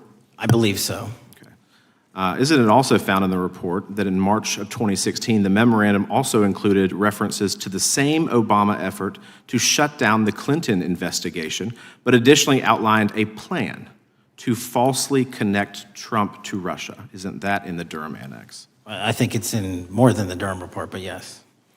The memo also stated in part that, quote, the Democrat Party's opposition is focused on discrediting Trump. Among other things, the Clinton staff, with the support from special services, is preparing scandalous revelations of business connections between Trump and the Russian mafia. Isn't that also found in the now unclassified Durham Annex? I believe so, sir. According to the Durham Annex, based on analysis and translation of the intelligence, FBI analysts believed that special services could either mean the FBI or CIA, or the Trump dossier author Christopher Steele. Isn't that in the Durham Annex? I believe so, sir. When the Obama administration received intelligence in March of 2018, Fusion GPS was preparing open source opposition research regarding purported ties between Trump and Russians. The research was paid by the Clintons' campaign and the DNC. Isn't that open source and also in the Durham Annex? I believe both. Okay. And so also in the Durham Annex, which I found interesting, was the potential campaign plan was shared with high-ranking career officials at DOJ. Isn't that in the Durham Annex? I believe so, sir. The Durham Annex describes that in July of 2016, emails allegedly between Leonard Bernardo, senior vice president of George Soros' Open Society Foundation, included data providing specificity on the Clinton plan in an attempt to smear Donald Trump by falsely linking him to Russia. Isn't that in the Durham Report? I believe so. And so, briefly, this additional evidence that you've unclassified and released to the American public, what does that purport to show or augment about the Durham Report that you can share with the American people Put simply, that the FBI was weaponized. against a political campaign? Yes, sir. Thank you for that, Mr. Chairman. I yield back. Gentleman yields back. The I have UCs. gentlelady from Texas recognized for unanimous consent. Yes. First one is Russia's ghostwriter hacker group takes aim at German election. This is from Politico. Objection. The next one is Director of National Intelligence, 30 days until election 2024, which specifically states that our assessments about activities and goals of Russia, Iran, and China are unchanged from earlier election security updates, and that they were meddling. Without objection. And I've got three more. The last three are that how Russia is using artificial intelligence to interfere in elections. Moscow's attempts to interfere in U.S. and other elections are nothing new, though their tactics and strategy are constantly evolving. Without objection. The next one is Russian interference coming soon to an election near you. Russia pursues a systemic strategy of undermining elections and influencing public opinion in the West. EU and NATO countries must recognize that Moscow often acts through agents within their own borders and build resilience to such interference. And what's the source? This one is CarnegieEndowment.org. Okay, without objection. Thank you. The gentlelady from North Carolina is recognized. Thank you, Mr. Chairman, and Director Patel, I'm glad that I'm going a little out of order here because I'm going to pursue some of the things that you were just talking to Mr. Fry about and remind you about your confirmation hearing. At your confirmation hearing in January, you said under oath, and I quote, "There will be no politicization at the FBI. There will be no retributive actions taken by the FBI should I be confirmed." And in your written response to the Senate questionnaire, you said, I quote, "Personnel decisions shall be based on performance and adherence to the law. And every FBI employee will be held to the absolute same standard, and no one will be terminated for case assignments." So I want to just go through a couple scenarios with you to get a sense of whether you think these are examples of politicization of the FBI or making decisions based on the performance and adherence to the law. So, first question. Would hiring FBI agents, analysts, and supervisors from only one political party being politicization of the FBI or making personnel decisions based on performance and adherence to the law? We don't ask FBI people, applicants, where their political parties are. Mr. Patel, do you ask FBI applicants who they voted for? The FBI does not. Are you aware that in the lawsuit that Mr. Driscoll filed against you and the FBI, he was asked who he voted for? Since that lawsuit has been filed, that's ongoing litigation, I'm not able to comment. Well, but it also means that you just said that what happened in his situation didn't happen. So we will go on to the next question. Let me ask you an even easier one. Does firing agents for working on the cases that they were assigned to and that the president didn't like, is that politicization of the FBI or making personnel decisions based on performance and adherence to the law? The FBI doesn't terminate anyone based on case assignments alone. Has the FBI ever been sued by somebody who felt that they were terminated based on case assignments? In the entire history of the FBI, I'm sure they have. No, since your tenure. I'm sure there's ongoing litigation. Yes. In fact, there is ongoing litigation. And in fact, people have been asked who they voted for. And in fact, you are running an FBI for the President of the United States rather than the people of the United States, because my questions were not hypotheticals. They are the things you have done during your tenure. And according to a lawsuit filed last week by long-term FBI agents, you fired former acting director Brian Driscoll. He had served with the Bureau for nearly 20 years, earned a Medal of Honor, Medal of Valor for bravery during the dangerous ISIS raid, and had a wealth of crisis response experience and led the FBI's Critical Incident Response Group. When the Trump administrations interviewed Mr. Driscoll for that role, they interrogated him about his political leanings and who he voted for in the last 5 elections. Questions Mr. Driscoll refused to answer because those types of questions impermissibly politicized the FBI. You also fired Steve Jensen, who served the FBI for nearly 2 decades and ran critical terrorism, counterintelligence, and organized crime operations, whom you once described as embodying what the American public demands of the FBI. But he was fired because he took part in investigating crimes committed on January 6th. And Trump's MAGA base lambasted you online for keeping him at the FBI. So he's no longer at the FBI. You also fired a decorated combat veteran with decades of experience in the Bureau, Special Agent Walter Jardia, because he worked on the investigation into the Russian interference in the 2016 presidential election and helped investigate Trump's ally, Peter Navarro. Director Patel, it is very clear that you have flunked your own test. You've put saving your job, which I actually believe you were being honest about during your confirmation hearings, over doing what's right for the FBI and the American people. That is not adherence to the law. Thank you, and I yield back. Time of the gentlelady is expired.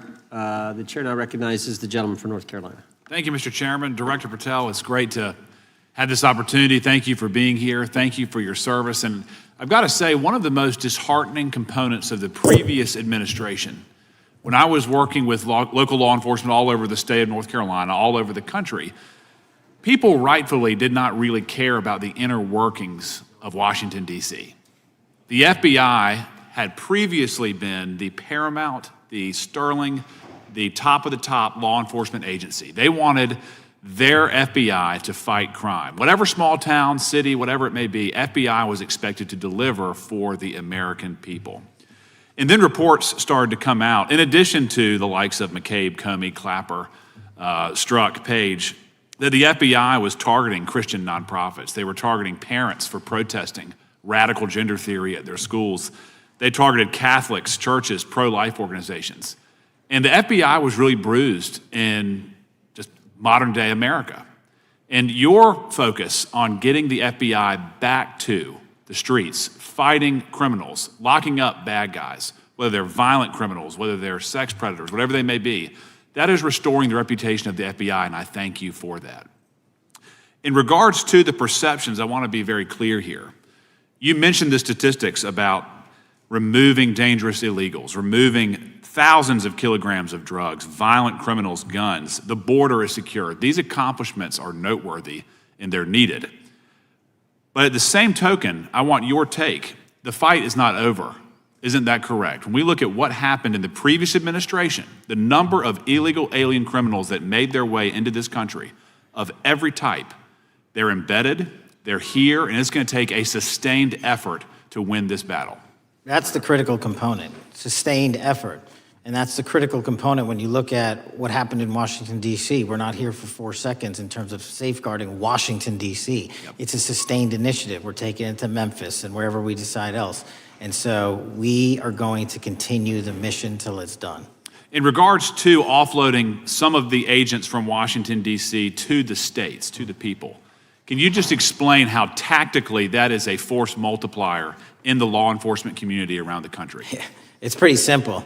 You don't even have to be in law enforcement to know that. If you put cops with other cops, they're going to do cop work. That's right. And what was needed in the communities out there was more cops. What was not needed in the bloated bureaucracy of Washington, D.C. was a third of the FBI's workforce, because a third of the crime does not happen in the Washington, D.C. NCR area. And so the results speak for themselves. Our state and local partners, I've always said this, are our biggest ally, our Yes. greatest ally and partner, and we cannot do the work without them. But we got to send our guys to them. That's right. And in regards to the last 4 years, the open border policies, whether it's terrorism, drug trafficking, human trafficking, violent crime, massive amounts of organized retail theft, and other types of criminal behavior, can you describe, just so anyone who's listening here can talk about, how serious the levels of criminality have become in the United States? Well, unfortunately, in order to have these record-breaking numbers of arrests and seizures, you tragically had to have a record-breaking explosion in violent crime, and it doesn't happen overnight. And it came in from all corners of the earth and from all platforms, including social media. And that's the root cause of all of these evils. And in order to clean it up, it's not going to happen overnight. But the men and women of the FBI, what they did in these 7 months, everybody should be talking about it. Every single district in this dais is safer now, today, than it has ever been because of that work. And in regards to the ongoing political climate, Director Patel, how do sanctuary policies that are still being implemented and defended in certain states, cities, and counties, how do they help or hurt your efforts to make America safer? Well, if you are harboring criminals, you are harboring our ability to keep our communities safe. It's that simple. If you have a fugitive warrant for a violent felony offense and we are not able to procure you because of policies or rules that don't allow us to go get them, and time again, we have heard all too many illegal immigrants who should not have been here murdering women, murdering children, giving drugs to our youth, and raping our children, and that is unacceptable. Straightly put, can you separate immigration enforcement with fighting crime? They're intertwined. Thank you. In regards to policies like cashless bail, how does that help or hurt your efforts? Criminals know that there are certain jurisdictions where if they shoot someone, they'll be out the door within the next hour to do it again. And that's an ethos that is, and a system that has been built out over years that we are combating. How is defunding the police around the country, how does that help or hurt? As long as I'm in this seat, we're not defunding any cops. Good. Thank you, Director. I yield back. Gentleman yields back. Mr. Garcia is recognized. Thank you, Chairman Jordan, and welcome again, Director Patel. As members of the Judiciary Committee, we have a responsibility to conduct oversight of the FBI and assess whether or not you're doing a good job in a responsible and impartial manner, or whether you're just a henchman for Donald Trump who's weaponizing the Bureau at the expense of public safety. As Congressman for tenure, is the Bureau's expanded role in low-level, non-criminal immigration enforcement. I have a report here from the conservative Cato Institute. They've obtained ICE documents showing that over 2,500 FBI personnel are now working on immigration enforcement. A yes or no question. Did you sign off on this?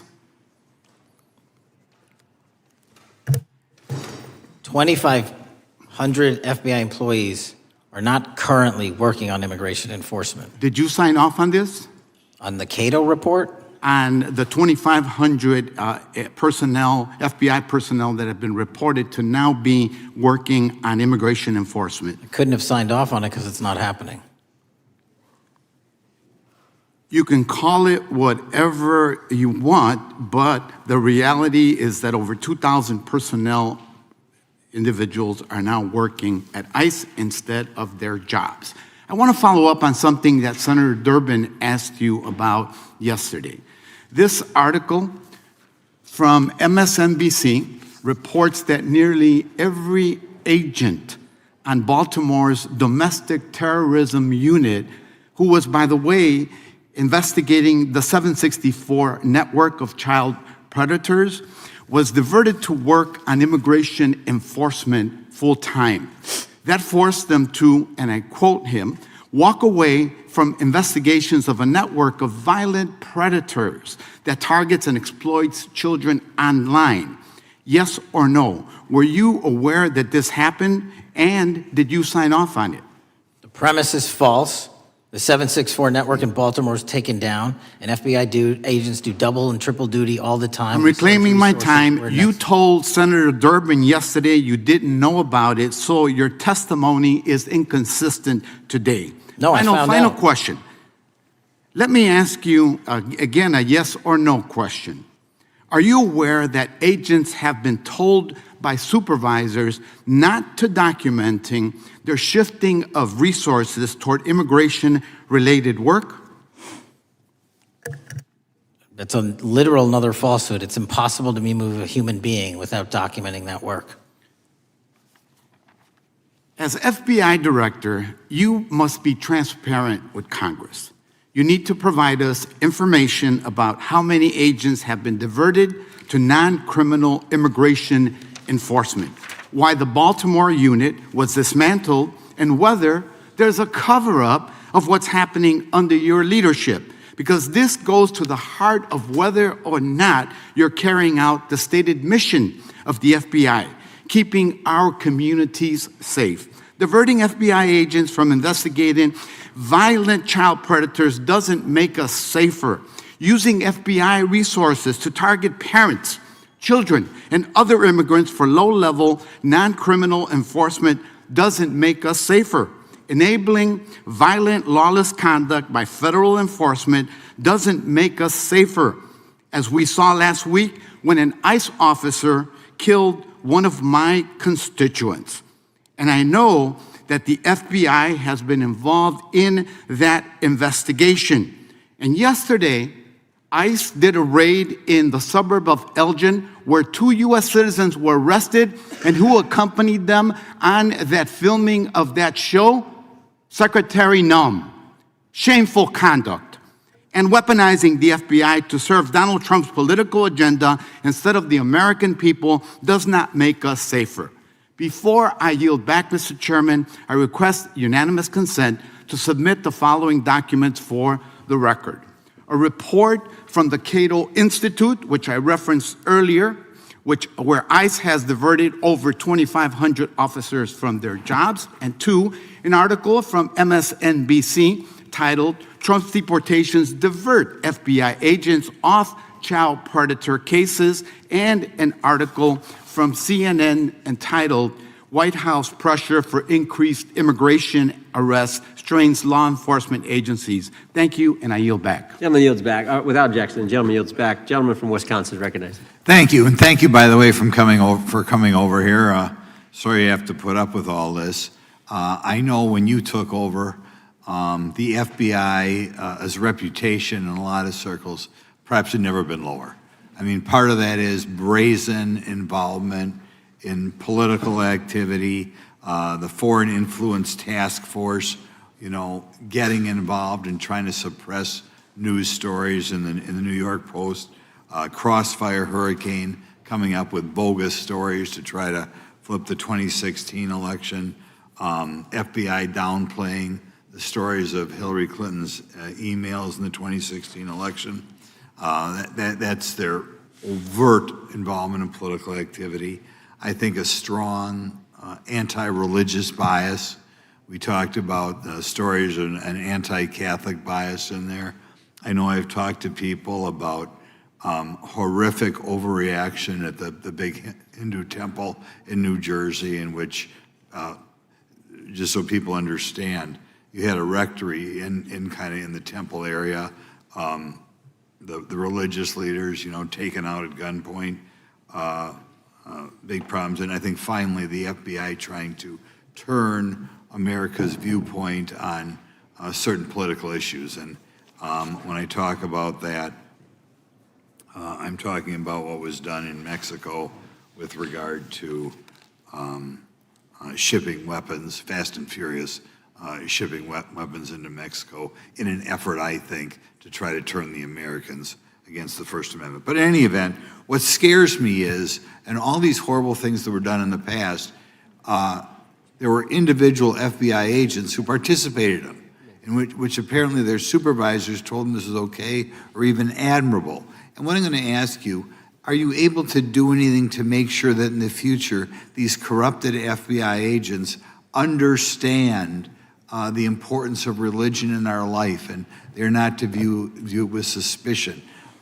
They understand parental rights and the idea that traditionally in America, parents have the ability to object when their young 5 or 6-year-old children are 6-year-olds or very young children are getting what most people consider highly inappropriate sexual contact. What are we doing there to try to make sure we don't have problems with these FBI agents again, or make sure that in the future administrations, they would object if they are asked to behave in such a immoral fashion? Two things. If you are corrupt, you don't work at the FBI.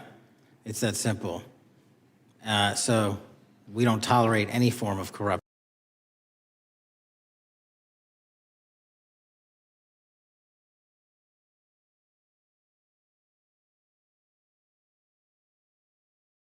State senator leaked classified information. We learned this because a whistleblower came forward. Whistleblower with 23 years experience in the intelligence community, a Democrat staffer on the committee, said this: they were pressured to leak classified information, which sort of raises the obvious question.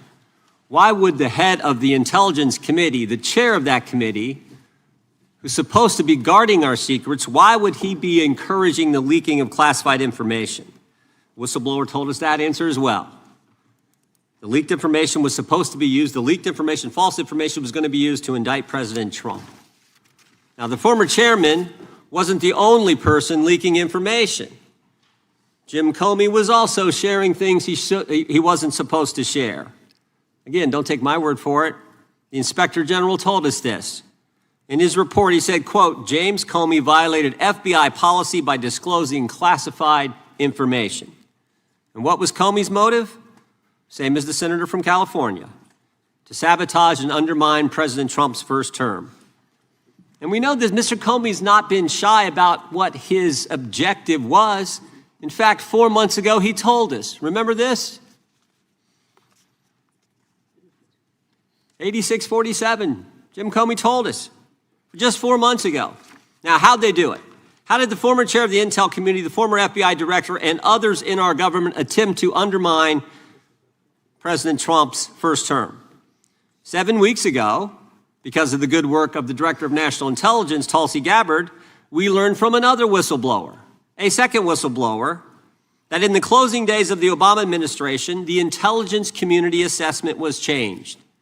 On December 5th, 2016, they had one assessment. That assessment said Russia did not impact the election vote count. There was a meeting at the White House on December 9th, 2016, where it was decided, no, we're not going to have that. We're going to come up with a new one. And the new one said Russia was trying to influence election and did influence election, which just wasn't accurate. And that new one is published on January 6, 2017. Let's just show you a few things that took place. I want to show you first this email from Admiral Rogers, the head of the NSA. You can see it was December 22nd. Says to Jim, John, and Jim Clapper, John Brennan, Jim Comey. And he says, I asked my team if they've had sufficient access to the underlying intelligence, sufficient time to review that intelligence. On both points, my team raised concern. Further states, my folks aren't fully comfortable.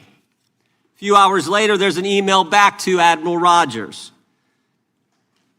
This one is from Jim Clapper, and it says this: it is essential that we be on the same page and all of us are supportive of the report in the highest tradition of, that's our story and we're sticking to it.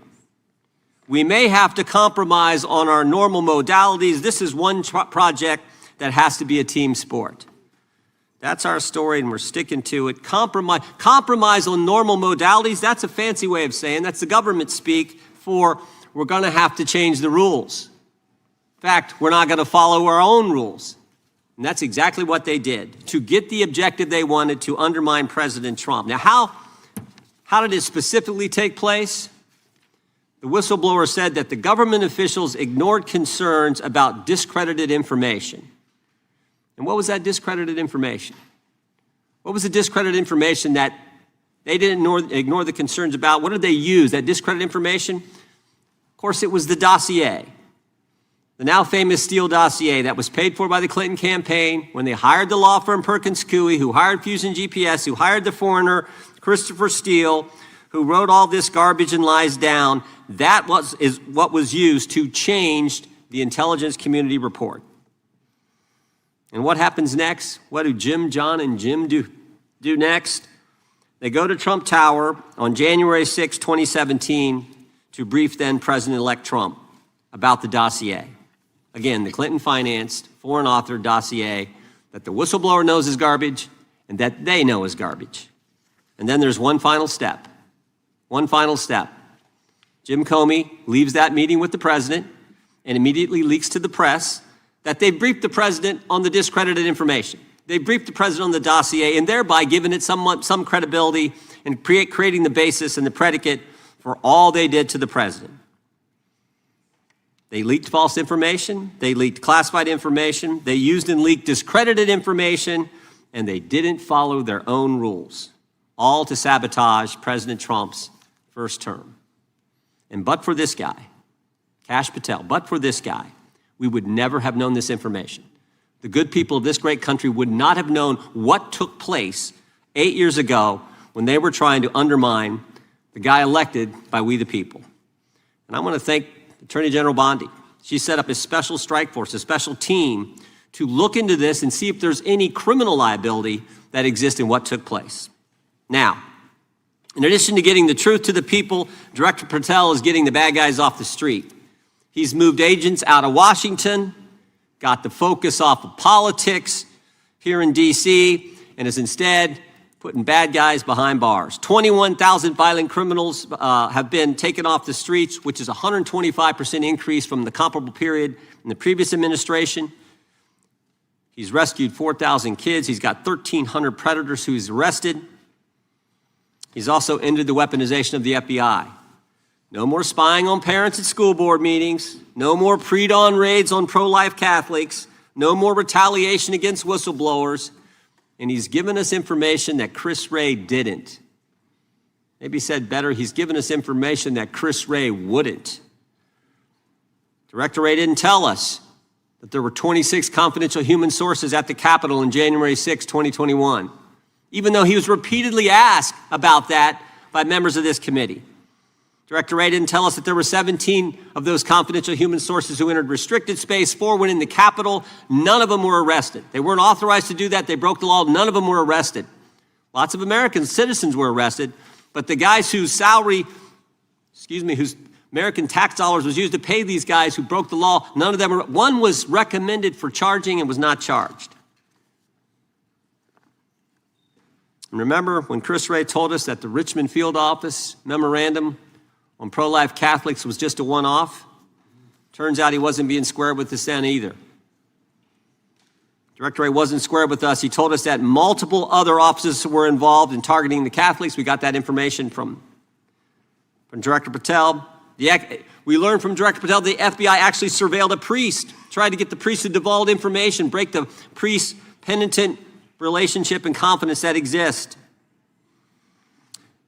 And Director Patel is saving taxpayers' money. He's not going to build a new headquarters outside of D.C. He's going to keep the headquarters right here in the capital city.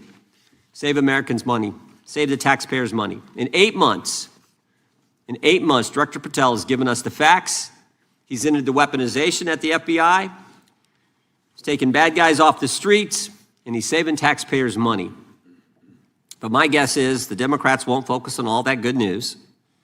They'll focus on politics. They'll stick with Comey and Clapper and Brennan and continue to try to undermine President Trump. With that, I yield to the ranking member for an opening statement. Thank you very much, Mr. Chairman, and welcome, Director Patel. You and I have not had the opportunity to meet, and alas, you failed to respond to the 8 oversight letters I've sent you over the last 7 months. So we do have a lot of questions piling up for you, but I want to start with a word of praise. The first FBI director was J. Edgar Hoover, who steadfastly refused to hire women, African Americans, and other minorities as agents. And although he was a closeted homosexual who lived in domestic partnership for decades with Clyde Tolson, he also participated in anti-gay crusades. He aggressively promoted what we would today call white Christian nationalism, and he would undoubtedly be turning over in his grave to see as one of his successors a first-generation Indian American and a proud Hindu. So I congratulate you on being a breakthrough in this sense and being a beneficiary of the civil rights movement that opened up the FBI and the federal workforce to lots of people who never would have been hired in its first decades. Alas, you share J. Edgar Hoover's dangerous obsession with blind loyalty over professionalism and effective public policy. For Hoover, it was blind loyalty to him in keeping his secrets. For you, it's blind loyalty to Donald Trump in keeping his secrets. During your confirmation, it was widely noted on all sides that your primary qualification was your unwavering loyalty to Trump. Unlike other directors, you had no work experience at the FBI, but you had made over 1,000 media and political appearances in support of Trump's campaign. Your Senate confirmation vote was 51-49, the closest in history, with your opponents warning you were not qualified and had no interest in actually developing the qualifications for the job. I hoped that they were wrong. Alas, they were not. While most other new FBI directors drew on their experience as FBI agents, you didn't have that. But you did write a picture book trilogy for children ages 5 and up based on your experience clashing with President Trump's political enemies. In your book, you describe your literary alter ego, Kash the Knight, as a wacky, easily bored wizard carrying out King Donald's vengeance by driving his enemies out of the kingdom. In the books, King Donald is besieged by the evil Hillary Queentown, but saved in the end by Kash. Then Kash goes on to catch mules who are stealing the 2020 election for the great King Donald from Sleepy Joe. And then in the third book, Kash takes down the dragon of the jalapenos, nicknamed the DOJ. Your supporters had hoped that you would graduate from imagining yourself a romantic fairy tale knight to actually running America's premier federal law enforcement agency. Alas, just as we've learned how dangerous it is to put a science-denying anti-vaxxer in charge of our public health, we've learned how dangerous it is to name as director of the FBI a man who thinks of himself as a fairy tale knight who keeps a fire-breathing dragon named DOJ at home to forcibly drive villains out of the kingdom.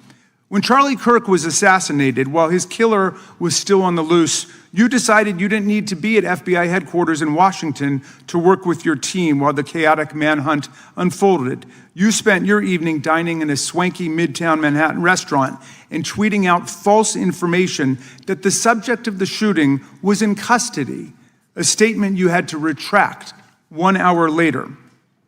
Your performance was so disturbing that even the MAGA base was alarmed. Culture warrior Christopher Rufo, who just a few months ago sat in your chair as a Republican witness, observed that you performed terribly, and he called for your ouster.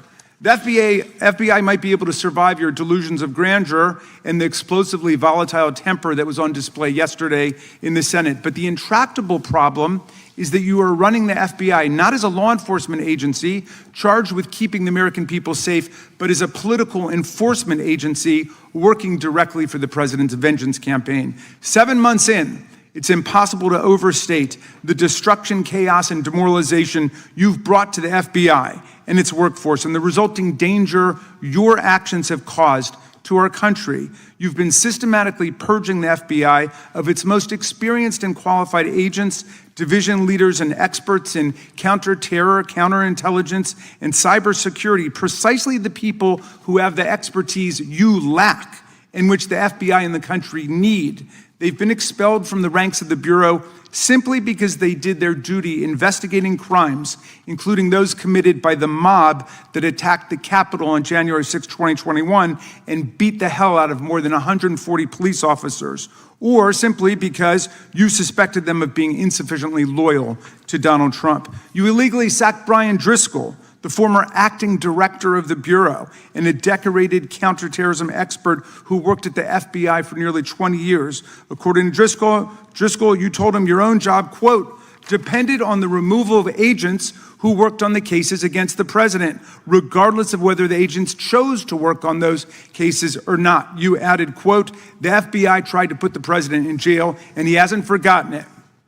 You forced out the leader of the Salt Lake City field office, Mehtab Saeed, just weeks before Charlie Kirk's assassination, depriving the FBI of an experienced counterterrorism expert described by her colleagues as absolutely the best and legendary. She would have led the FBI's manhunt had she not been fired.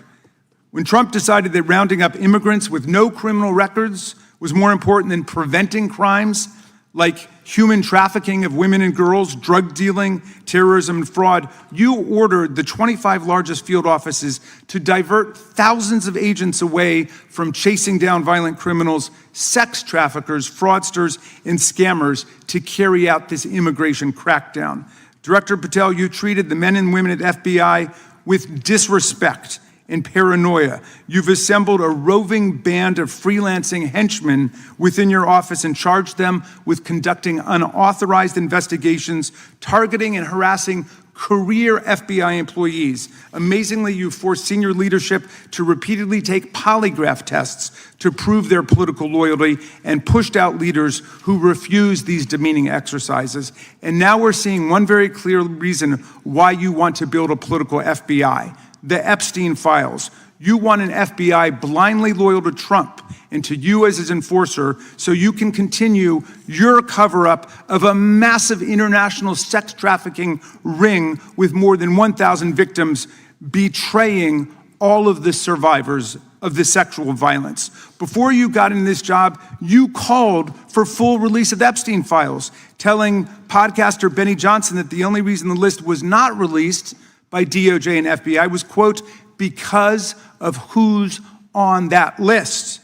Upon your confirmation, you promised that, quote, there will be no cover-ups, no missing documents, no stone left unturned, and anyone from the prior or current bureau who undermines this will be swiftly pursued.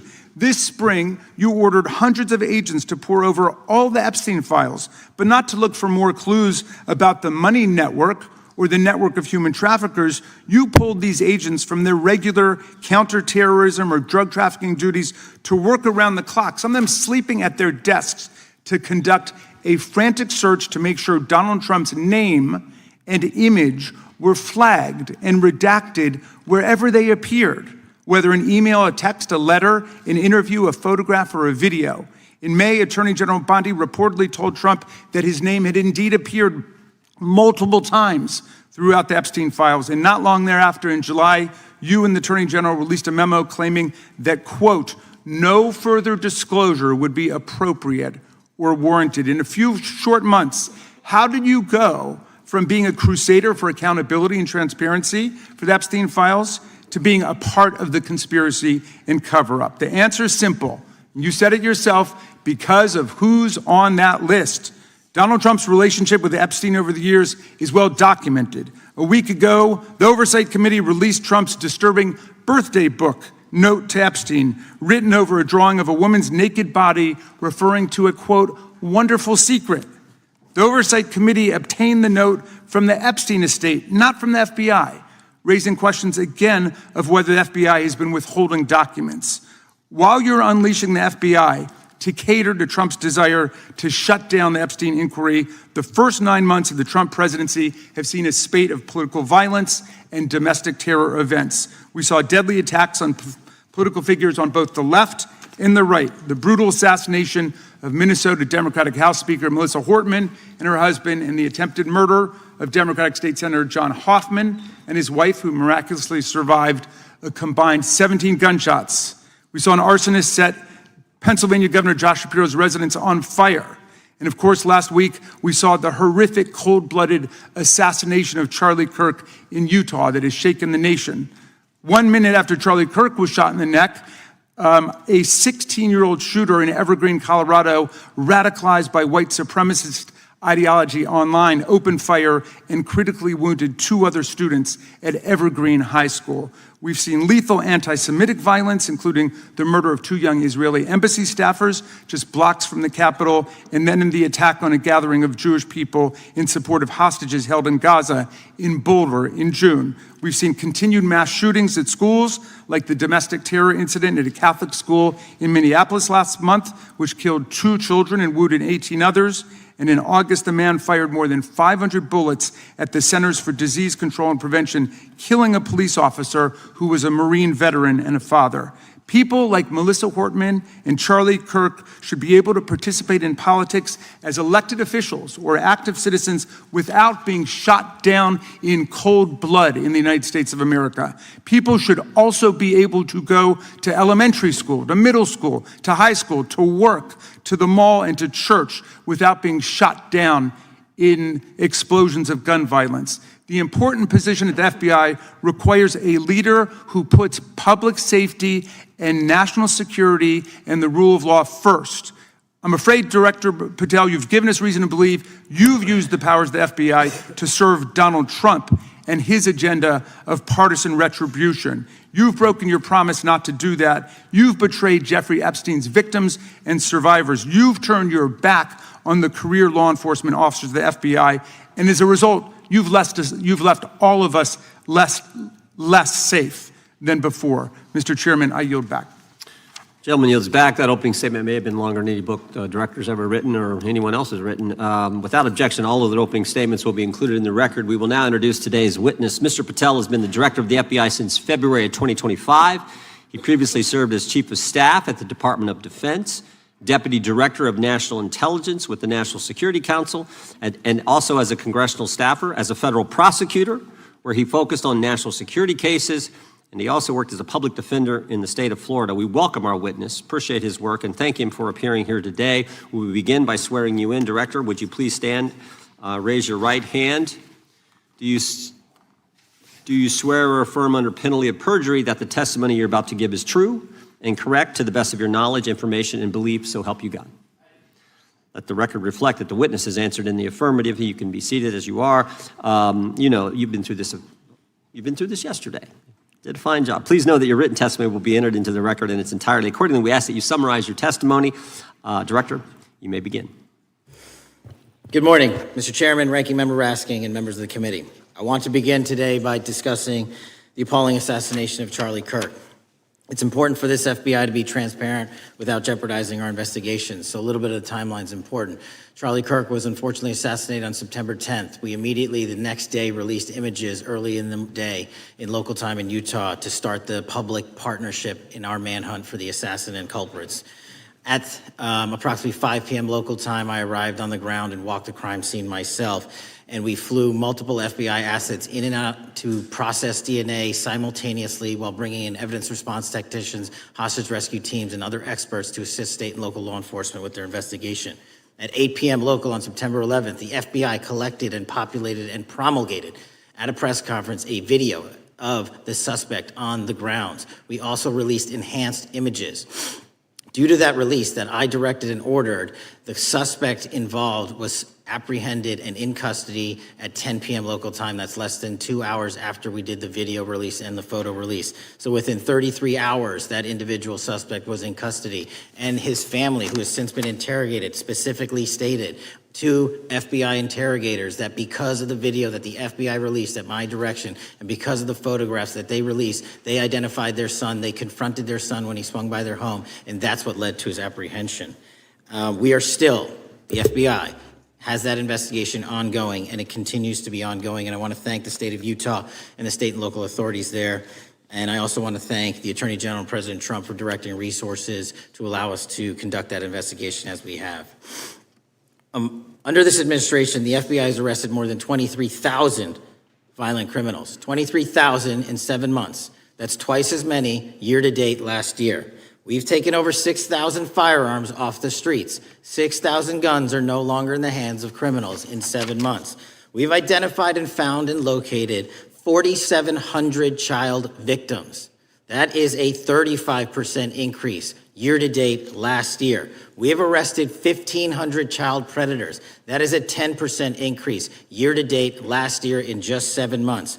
We've assisted our partners with countless counterterrorism operations around the world. We've captured at the FBI 4 of the most top 10 wanted fugitives in the world in 7 months. To put that in perspective, that's as many as my predecessor nabbed in the entirety of the Biden administration. We got 4, we got more coming. On top of that, in 2 weeks, thanks to the help of the CIA, we collected and captured one of the individuals responsible for the horrific Abbey Gate bombing that led to the murder of 13 service members. We did that in 2 weeks.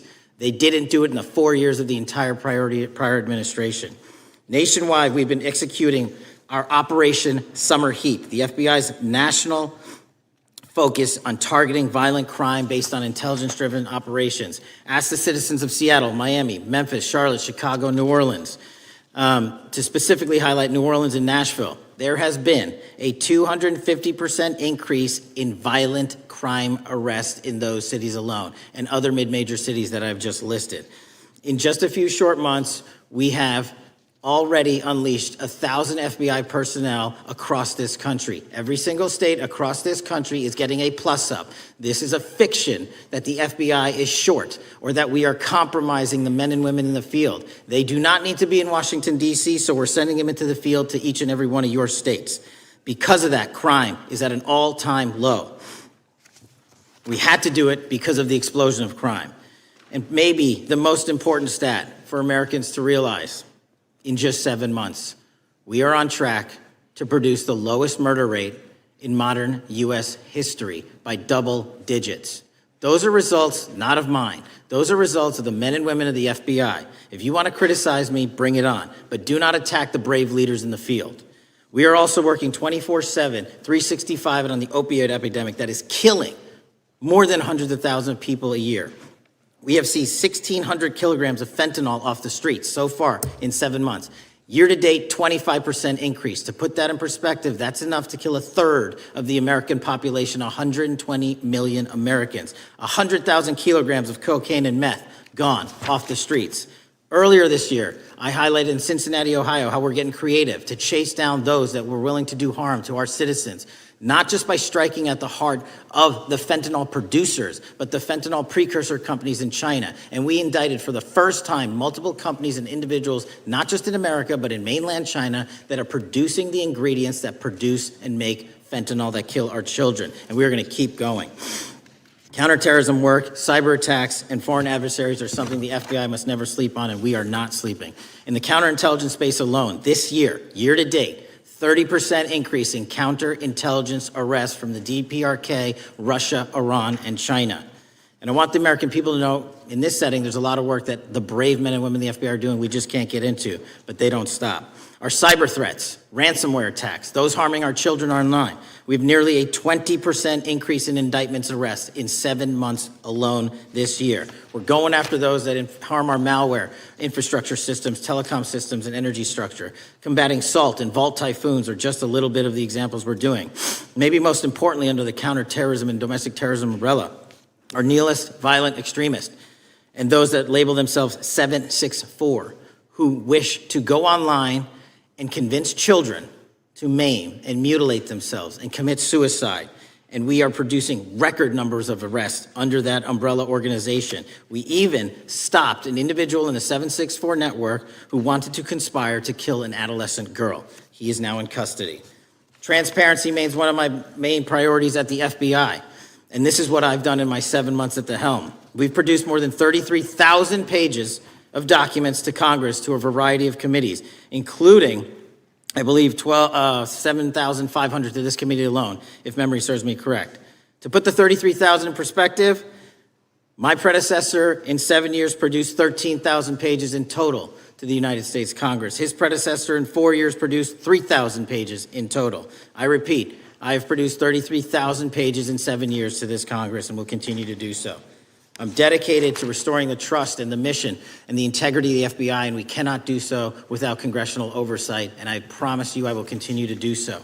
On the Epstein case, the original sin on the Epstein case was how it was handled by Mr. Acosta when he first brought the case in 2006, 7, and 8. The original case had a very limited search warrant, had a very limited search window, had a very limited investigative window. I was not there when those search warrants and that investigation was launched. I would not have done it that way. They were limited to only 3 to 4 years of investigations from 97 to approximately 2001 and 2002 to 2005.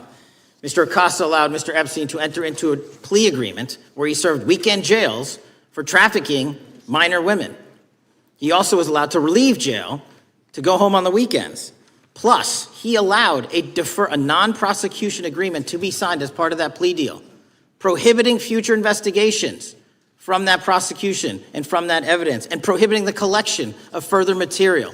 That is the original sin. We are working with Congress to produce more than any administration ever has material on Epstein. And I welcome the challenge to tell us that we are not being as transparent as the law allows. We even went to court and asked the judges to lift those prosecutorial agreements and to lift those court order seals, and they denied us 3 times.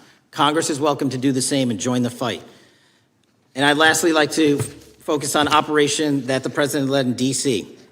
Because of this, we are taking this fight in D.C. to every single city across the country. 2,100 arrests in the last month alone. D.C. has seen a 60% decrease in gun crimes, 75% decrease in carjackings, and 53% decrease in homicides in our nation's capital. And rightly so. We're bringing that fight to the streets of America. I want to thank you for your support, and I'm proud to be the director that leads this FBI into a new headquarters building that they've needed for decades, saving the taxpayer $3.5 billion, and also providing our workforce a safe environment. If you don't know the calamity that is the Hoover Building, I invite each and every one of you to walk around. I'll give you a tour myself, and you can see where the cement falls on the heads of our employees that is only to be saved by netting. Just to give you an example. Thank you for support to our mission. And I do want to highlight one thing about DC. It's because the FBI gathered sources and evidence that we were able to, through our source network, identify the horrific murder of the DC intern, Eric Tarpinian. And I've spoken to his family, and we are working to bring them justice. And Mr. Chairman, in my 16 years, now my 17 years of government service, if anyone has any questions about my service, bring it on. Yeah. Thank you, Director. We will now proceed under the 5-minute rule. The chair recognizes the gentleman from California, Mr. Eisen. Director, delighted to have you here. You are a breath of fresh air. As you outlined, and I won't repeat it, the accomplishments, you did so with the same resources as your predecessor, roughly. Is that correct? I believe so, yes.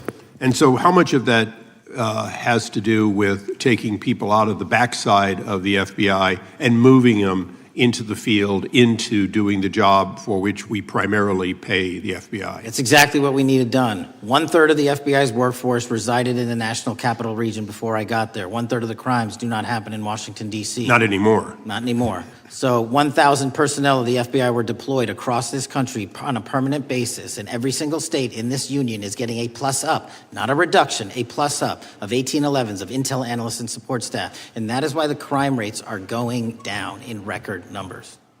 Thank you for doing that, and it's perhaps the hardest thing for a bureaucrat to do is to lower the head count around them that support them, and I appreciate your willingness to do it different than your predecessor. A lot of what you covered earlier was the find, the discovery, and then the prosecution that is done by the DOJ. But I want to talk a little bit about the prevent side. On the Charlie assassination, sir? No, on all of these. Okay, for example, and I'll bring it up before the Democrats bring it up, January 6th. January 6th, we now know, because of your find, that in fact there were people involved who were not just observers but participants who in fact, it's been alleged, and I personally believe, in fact, were part of promoting, perhaps even the one woman who died, encouraging her to walk through a door that led to her death. When you see that kind of activity, and you know it was done under predecessors with full knowledge, whether it's January 6th, where embedded people crossed the line, or any other activity, including obviously the Russian hoax that we're now dealing with up in, front and center. My question to you is, what can you or others do to prevent it from occurring again? Not on your watch, but on future watches. How can we know that this won't happen again the moment you leave the FBI? It's simple. What I'm doing through our leadership cadre is having FBI agents do what they were trained to do, not what they were not trained to do, not put them in situations that both harm them and the public. We're also utilizing our SORT networks and prioritizing the threat structure to go after the narco traffickers, the counterterrorism people, the counterintelligence threats, and the cyber threats. That's what they were trained to do, and that's what we're letting them do. One major question I have, after decades of doing this, on our side of it, both the chairman, myself, and others, both at oversight and here, have seen that the FBI and the Department of Justice hide behind non-statutory practices. Now, you've changed the interpretation of many of those practices. That's why we're getting the discovery that was previously withheld.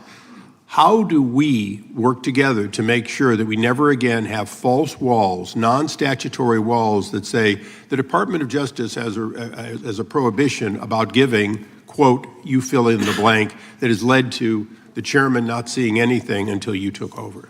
I'm wedded to aggressive constitutional oversight. Having been a House congressional staffer, I know that is an important part of securing our democracy. And the way we make it an everlasting, enduring process is by showing the American people the result of what we are doing and the important work of this committee and putting it out to them so they can see government waste, fraud, and abuse. And then they can demand from our constituents and our electors that they want this process to continue. Last major question here. Some things are so sensitive that we both would agree they cannot be made public. Will you commit to this committee when it is too sensitive to disclose that you would at least make it available for in-camera review by the chairman and ranking members or others designated? I have done that, and I will continue to do that. Well, thank you, Mr. Chairman. This is a breath of fresh air. This is the beginning of what we need. But my questions today for the director are ones in which I believe that we do need to codify by agreement or by statute if necessary, the kind of openness and transparency that we're seeing from this administration, the kind of discovery that's allowing us to do our oversight properly. And I would hope that that be the follow-up to this, obviously along with the Attorney General. And I yield back my 4 seconds. Thank you. The gentleman yields back. The gentleman from New York is recognized. Thank you, Mr. Chairman. Welcome, Director Patel. In the wake of the tragic murder of Charlie Kirk, Donald Trump said, quote, "Violence and murder are the tragic consequences of demonizing those with whom you disagree, day after day, year after year, in the most hateful and despicable way possible," close quote. I would note for the record that Donald Trump has famously demonized practically every person he has ever disagreed with, and therefore, using his own logic, he has put their lives at risk. I should know, about 2 weeks ago, when I announced my decision not to my decision not to seek re-election, many people on both sides of the aisle, including the chairman, offered me well wishes and thanked me for my service. Donald Trump, on the other hand, took the true... Gentleman from Texas, Mr. Gooden. Mr. Gooden. You're a no. You're a no. Lance. Yes. Mr. Gooden votes yes. Mr. Chairman, how am I recorded? Gentleman from New York. Mr. Goldman, you're not recorded. No. Mr. Goldman votes no.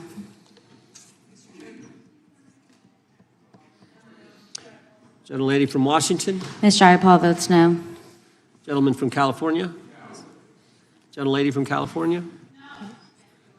Mr. Liu votes no. Ms. Kamlager-Dove votes no. Gentleman from Kentucky. Mr. Massey votes no. Director, I want to thank you again for being here. While we're waiting for members to get back to record their vote, you don't need to stay around for these kind of motions. We appreciate the service you're providing the country, appreciate your testimony today, and appreciate the fact that you did it 5 hours straight. That's amazing. So God bless you and keep up the good work. The witness is dismissed. I know, but I'm dismissing the witness. I don't think nothing involved. I just put them in the record. Mr. Chairman. State senator leaked classified information. We learned this because a whistleblower came forward. Whistleblower with 23 years experience in the intelligence community, a Democrat staffer on the committee, said this: they were pressured to leak classified information, which sort of raises the obvious question. Why would the head of the Intelligence Committee, the chair of that committee, who's supposed to be guarding our secrets, why would he be encouraging the leaking of classified information? Whistleblower told us that answer as well. The leaked information was supposed to be used, the leaked information, false information, was going to be used to indict President Trump. Now, the former chairman wasn't the only person leaking information. Jim Comey was also sharing things he wasn't supposed to share. Again, don't take my word for it. The Inspector General told us this. In his report, he said, quote, James Comey violated FBI policy by disclosing classified information. And what was Comey's motive? Same as the senator from California: to sabotage and undermine President Trump's first term. And we know that Mr. Comey's not been shy about what his objective was. In fact, 4 months ago, he told us. Remember this?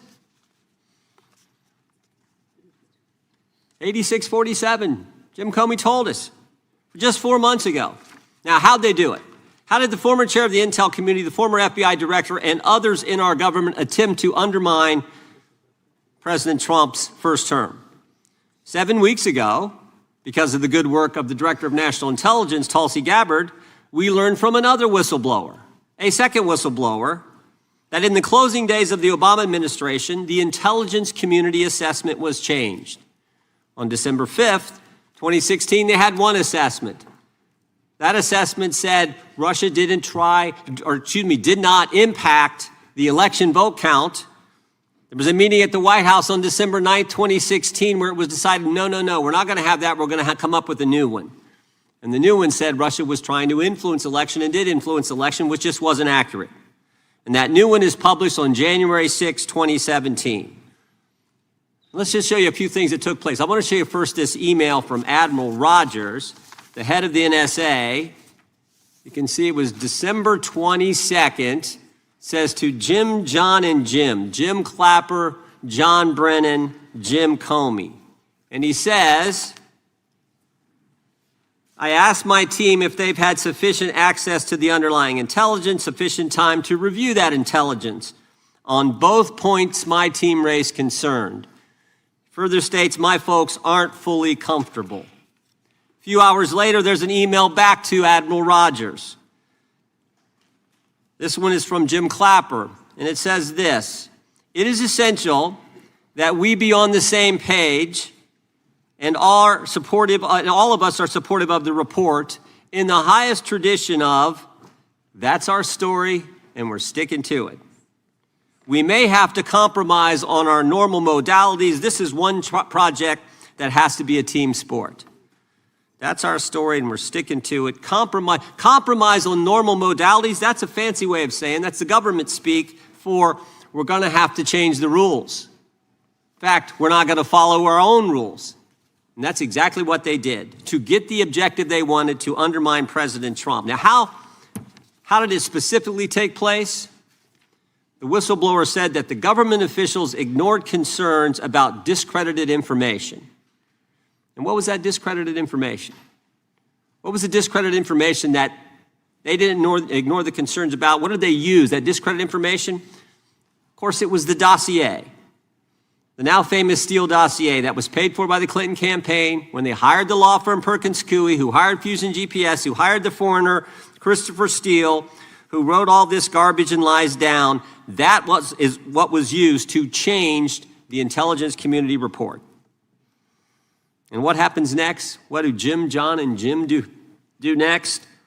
They go to Trump Tower on January 6, 2017, to brief then President-elect Trump about the dossier. Again, the Clinton-financed, foreign-authored dossier that the whistleblower knows is garbage and that they know is garbage. And then there's one final step. One final step. Jim Comey leaves that meeting with the president and immediately leaks to the press that they briefed the president on the discredited information. They briefed the president on the dossier and thereby giving it some credibility and creating the basis and the predicate for all they did to the president. They leaked false information, they leaked classified information, they used and leaked discredited information, and they didn't follow their own rules, all to sabotage President Trump's first term. And but for this guy, Kash Patel, but for this guy, we would never have known this information. The good people of this great country would not have known what took place 8 years ago when they were trying to undermine the guy elected by we. Completed the motion.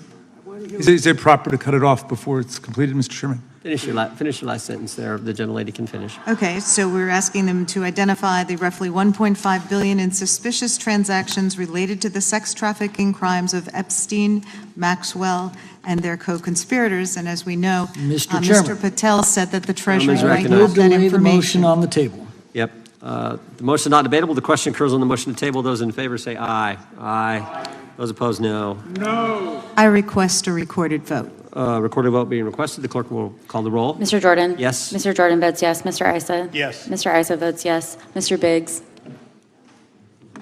Mr. Biggs votes aye. Mr. McClintock? Mr. McClintock votes aye. Mr. Tiffany? Mr. Tiffany votes aye. Mr. Massey? Mr. Massey votes no. Mr. Roy? Mr. Roy votes aye. Mr. Fitzgerald? Mr. Fitzgerald votes aye. Mr. Klein? Mr. Klein votes aye. Mr. Gooden? Mr. Gooden votes aye. Mr. Van Drew? Yes. Mr. Van Drew votes yes. Mr. Nels? Mr. Nels votes yes. Mr. Moore? Mr. Moore votes yes. Mr. Kiley? Mr. Kiley votes aye. Ms. Hageman? Ms. Hageman votes aye. Ms. Lee? Ms. Lee votes aye. Mr. Hunt? Mr. Fry? Mr. Fry votes aye. Mr. Grothman? Mr. Grothman votes aye. Mr. Knott? Mr. Knott votes aye. Mr. Harris? Mr. Harris votes aye. Mr. Onder? Mr. Onder votes aye. Mr. Schmidt? Mr. Schmidt votes aye. Mr. Gill? Mr. Gill votes aye. Mr. Baumgartner? Mr. Baumgartner votes aye. Mr. Raskin? No. Mr. Raskin votes no. Mr. Nadler? No. Mr. Nadler votes no. Ms. Lofgren? Ms. Lofgren votes no. Mr. Cohen? Mr. Johnson? Mr. Johnson votes no. Mr. Swalwell? Mr. Swalwell votes no. Mr. Liu? Ms. Jayapal? Mr. Correa? Ms. Scanlon? No. Ms. Scanlon votes no. Mr. Neguse? Ms. McBath? Ms. Ross? Ms. Ross votes no. Ms. Ballant?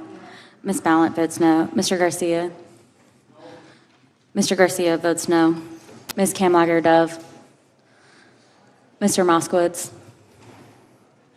Mr. Goldman? Mr. Goldman votes no. Ms. Crockett? No. Ms. Crockett votes no.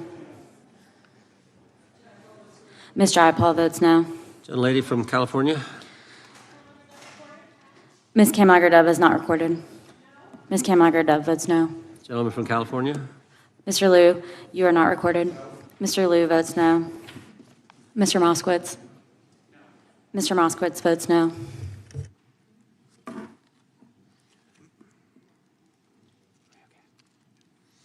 Clerk will report.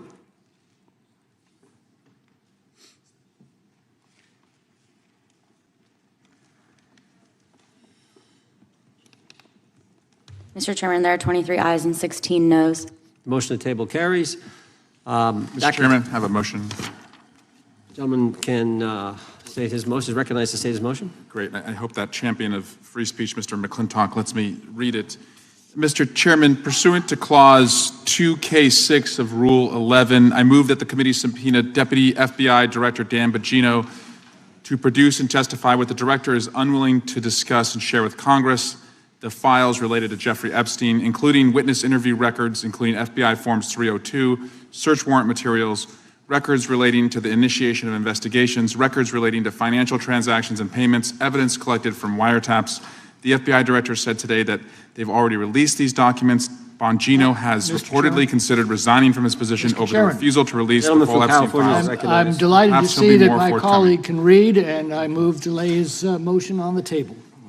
Motion is not debatable. The question occurs on the motion to table. Those in favor will say aye. Aye. Those opposed, no. No. Opinion of the chair, the ayes have it, and the motion is tabled. I also can call for a vote, Mr. Chairman, recorded vote. Recorded vote being requested. The clerk will report, or will, excuse me, call the roll. Mr. Jordan? Yes. Mr. Jordan votes yes. Mr. Issa? Yes. Mr. Issa votes yes. Mr. Biggs? Mr. Biggs votes aye. Mr. McClintock? Mr. McClintock votes aye. Mr. Tiffany? Mr. Massey? Mr. Massey votes no. Mr. Roy? Mr. Roy votes aye. Mr. Fitzgerald?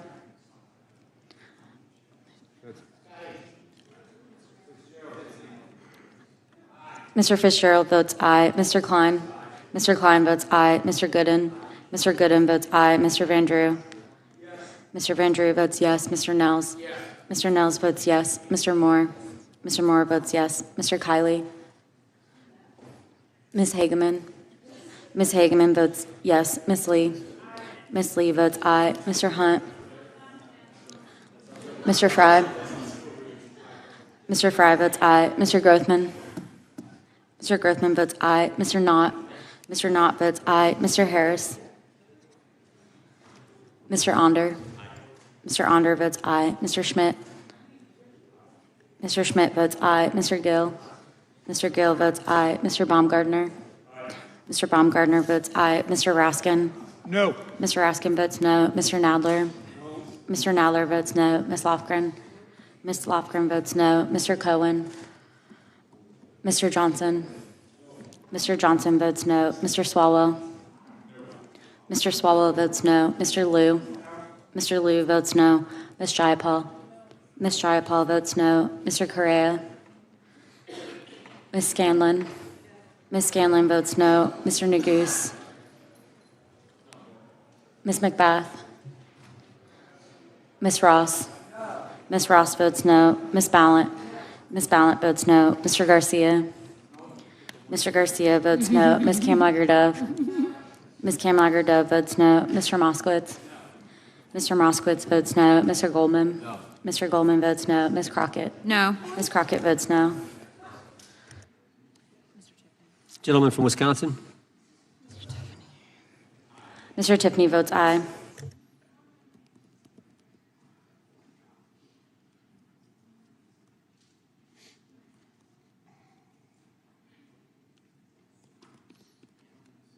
Clerk will report. Mr. Chairman, there are 21 ayes and 16 noes. Motion to table is successful. That concludes today's. Nope, I've got one. The gentlelady from Texas is recognized. Thank you, Mr. Chair. I'll tell y'all when I'm done reading. Mr. Chair, pursuant to Clause 2K6 of Rule 11, I move that the committee subpoena the head of the Bureau of Prisons, William K. Marshall, to discuss and produce all records relating to the transfer of Jeffrey Epstein, co-conspirator and child sex trafficker, Ghislaine Maxwell, in apparent violation of BOP policies regarding sex offenders to include all BOP communications with DOJ, FBI, and the White House. BOP transferred Maxwell to a minimum security Mr. camp Chairman. following her interview with President from Trump's California is former recognized. personal Move to lay the motion attorney on the table. and now Deputy been a motion- Attorney General Todd Blanche. Motion to I am table done is reading not now. debatable. This question occurs on the motion to table. Those in favor will say aye. Aye. Those opposed, no. No, Opinion of the chair, the ayes have it. I'd ask for a recorded Recorded vote. vote being requested. The clerk will call the roll. Mr. Jordan? Yes. Mr. Jordan votes yes. Mr. Issa? Mr. Issa votes yes. Mr. Biggs?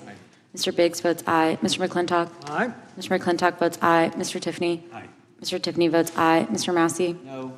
Mr. Massey votes no. Mr. Roy? Mr. Roy votes aye. Mr. Fitzgerald? Mr. Fitzgerald votes aye. Mr. Klein? Mr. Klein votes aye. Mr. Gooden? Mr. Gooden votes aye. Mr. Van Drew? Mr. Van Drew votes yes. Mr. Nels? Mr. Nels votes yes. Mr. Moore? Mr. Moore votes yes. Mr. Kiley? Ms. Hageman? Ms. Hageman votes yes. Ms. Lee? Ms. Lee votes aye. Mr. Hunt? Mr. Fry? Mr. Fry votes aye. Mr. Grothman? Mr. Grothman votes aye. Mr. Knott? Mr. Harris? Mr. Knott? Mr. Knott votes aye. Mr. Harris? Mr. Onder? Mr. Onder votes aye. Mr. Schmidt? Mr. Schmidt votes aye. Mr. Gill? Mr. Gill votes aye. Mr. Baumgartner? Mr. Baumgartner votes aye. Mr. Raskin? Mr. Raskin votes no. Mr. Nadler? Mr. Nadler votes no. Ms. Lofgren? Ms. Lofgren votes no. Mr. Cohen? Mr. Johnson? Mr. Johnson votes no. Mr. Swalwell? Mr. Swalwell votes no. Mr. Liu? Mr. Liu votes no. Ms. Jayapal? Ms. Jayapal votes no. Mr. Correa? Ms. Scanlon? Ms. Scanlon votes no. Mr. Neguse? Ms. McBath? Ms. Ross? Ms. Ross votes no. Ms. Ballant? Ms. Ballant votes no. Mr. Garcia? Mr. Garcia votes no. Ms. Kamlager-Dove? Ms. Kamlager-Dove votes no. Mr. Moskowitz? Mr. Moskowitz votes no. Mr. Goldman? Mr. Goldman votes no. Ms. Crockett? Ms. Crockett votes no.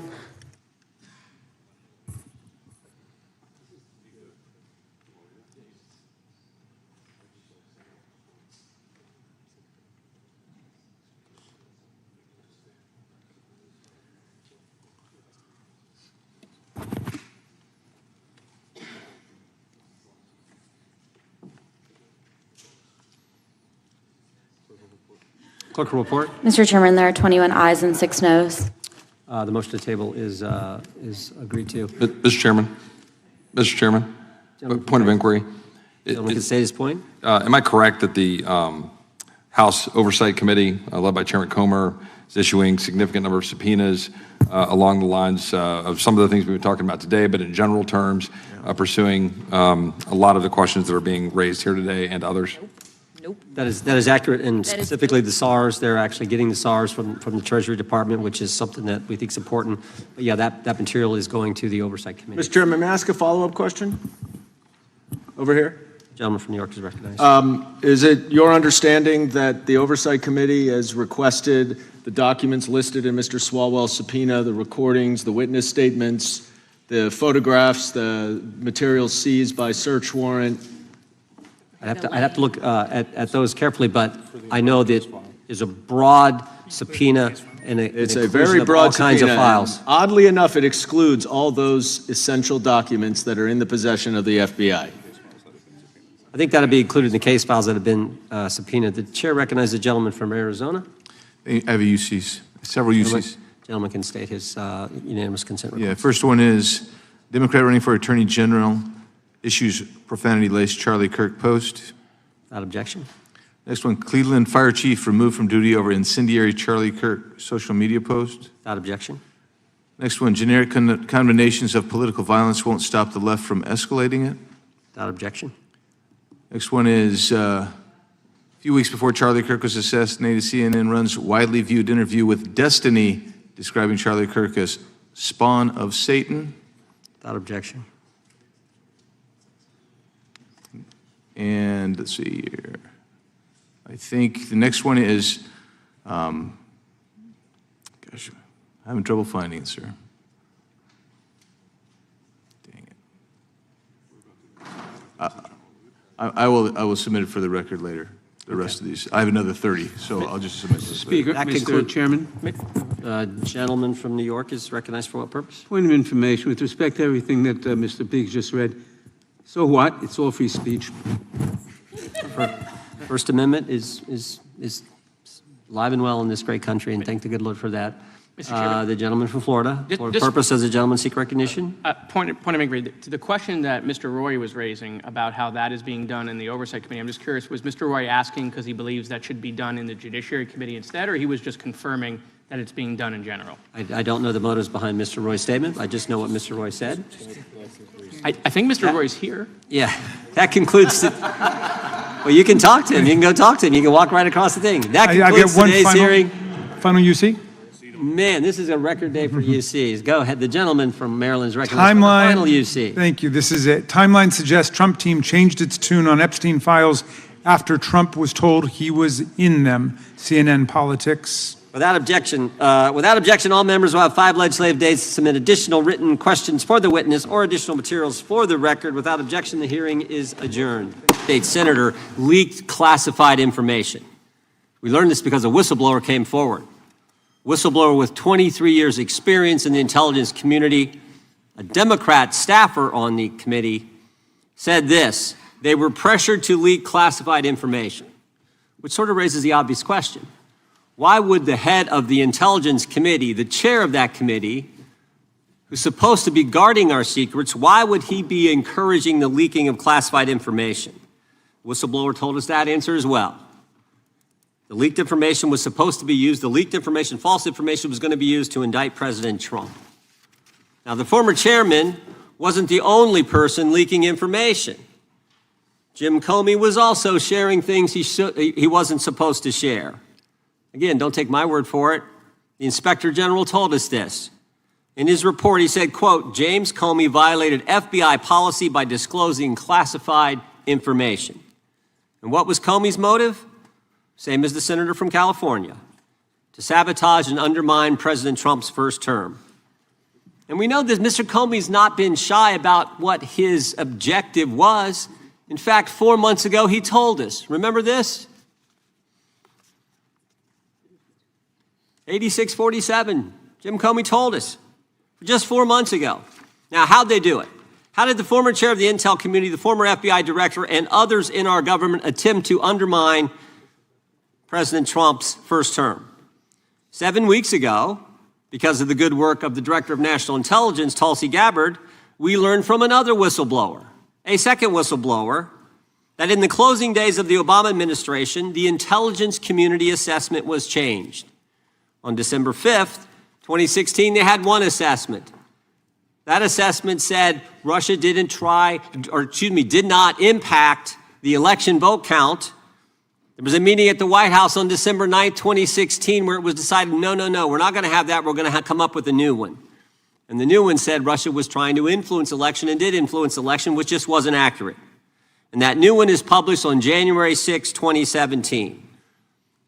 Let's just show you a few things that took place. I want to show you first this email from Admiral Rogers, the head of the NSA. You can see it was December 22nd. It says to Jim, John, and Jim Clapper, John Brennan, Jim Comey. And he says,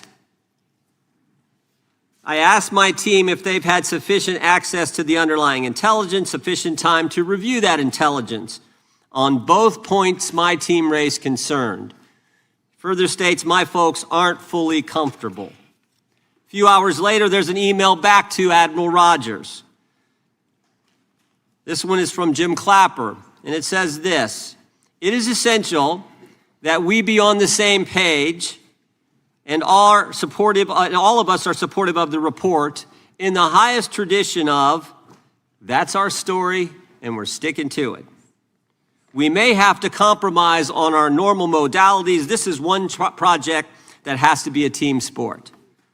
That's our story and we're sticking to it. Compromise on normal modalities, that's a fancy way of saying, that's the government speak for we're going to have to change the rules. In fact, we're not going to follow our own rules. And that's exactly what they did to get the objective they wanted, to undermine President Trump. Now, how did it specifically take place? The whistleblower said that the government officials ignored concerns about discredited information. And what was that discredited information? What was the discredited information that they didn't ignore the concerns about? What did they use, that discredited information? Of course, it was the dossier. The now famous Steele dossier that was paid for by the Clinton campaign when they hired the law firm Perkins Coie, who hired Fusion GPS, who hired the foreigner Christopher Steele, who wrote all this garbage and lies down. That is what was used to change the intelligence community report. And what happens next? What do Jim, John, and Jim do next? They go to Trump Tower on January 6, 2017, to brief then President-elect Trump about the dossier. Again, the Clinton-financed, foreign-authored dossier that the whistleblower knows is garbage and that they know is garbage. And then there's one final step. One final step. Jim Comey leaves that meeting with the president and immediately leaks to the press that they briefed the president on the discredited information. They briefed the president on the dossier and thereby giving it some credibility and creating the basis and the predicate for all they did to the president. They leaked false information, they leaked classified information, they used and leaked discredited information, and they didn't follow their own rules, all to sabotage President Trump's first term. And but for this guy, Kash Patel, but for this guy, we would never have known this information.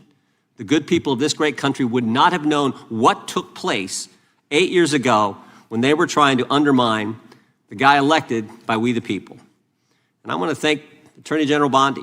She set up a special strike force, a special team to look into this and see if there's any criminal liability that exists in what took place. Now, in addition to getting the truth to the people, Director Patel is getting the bad guys off the street.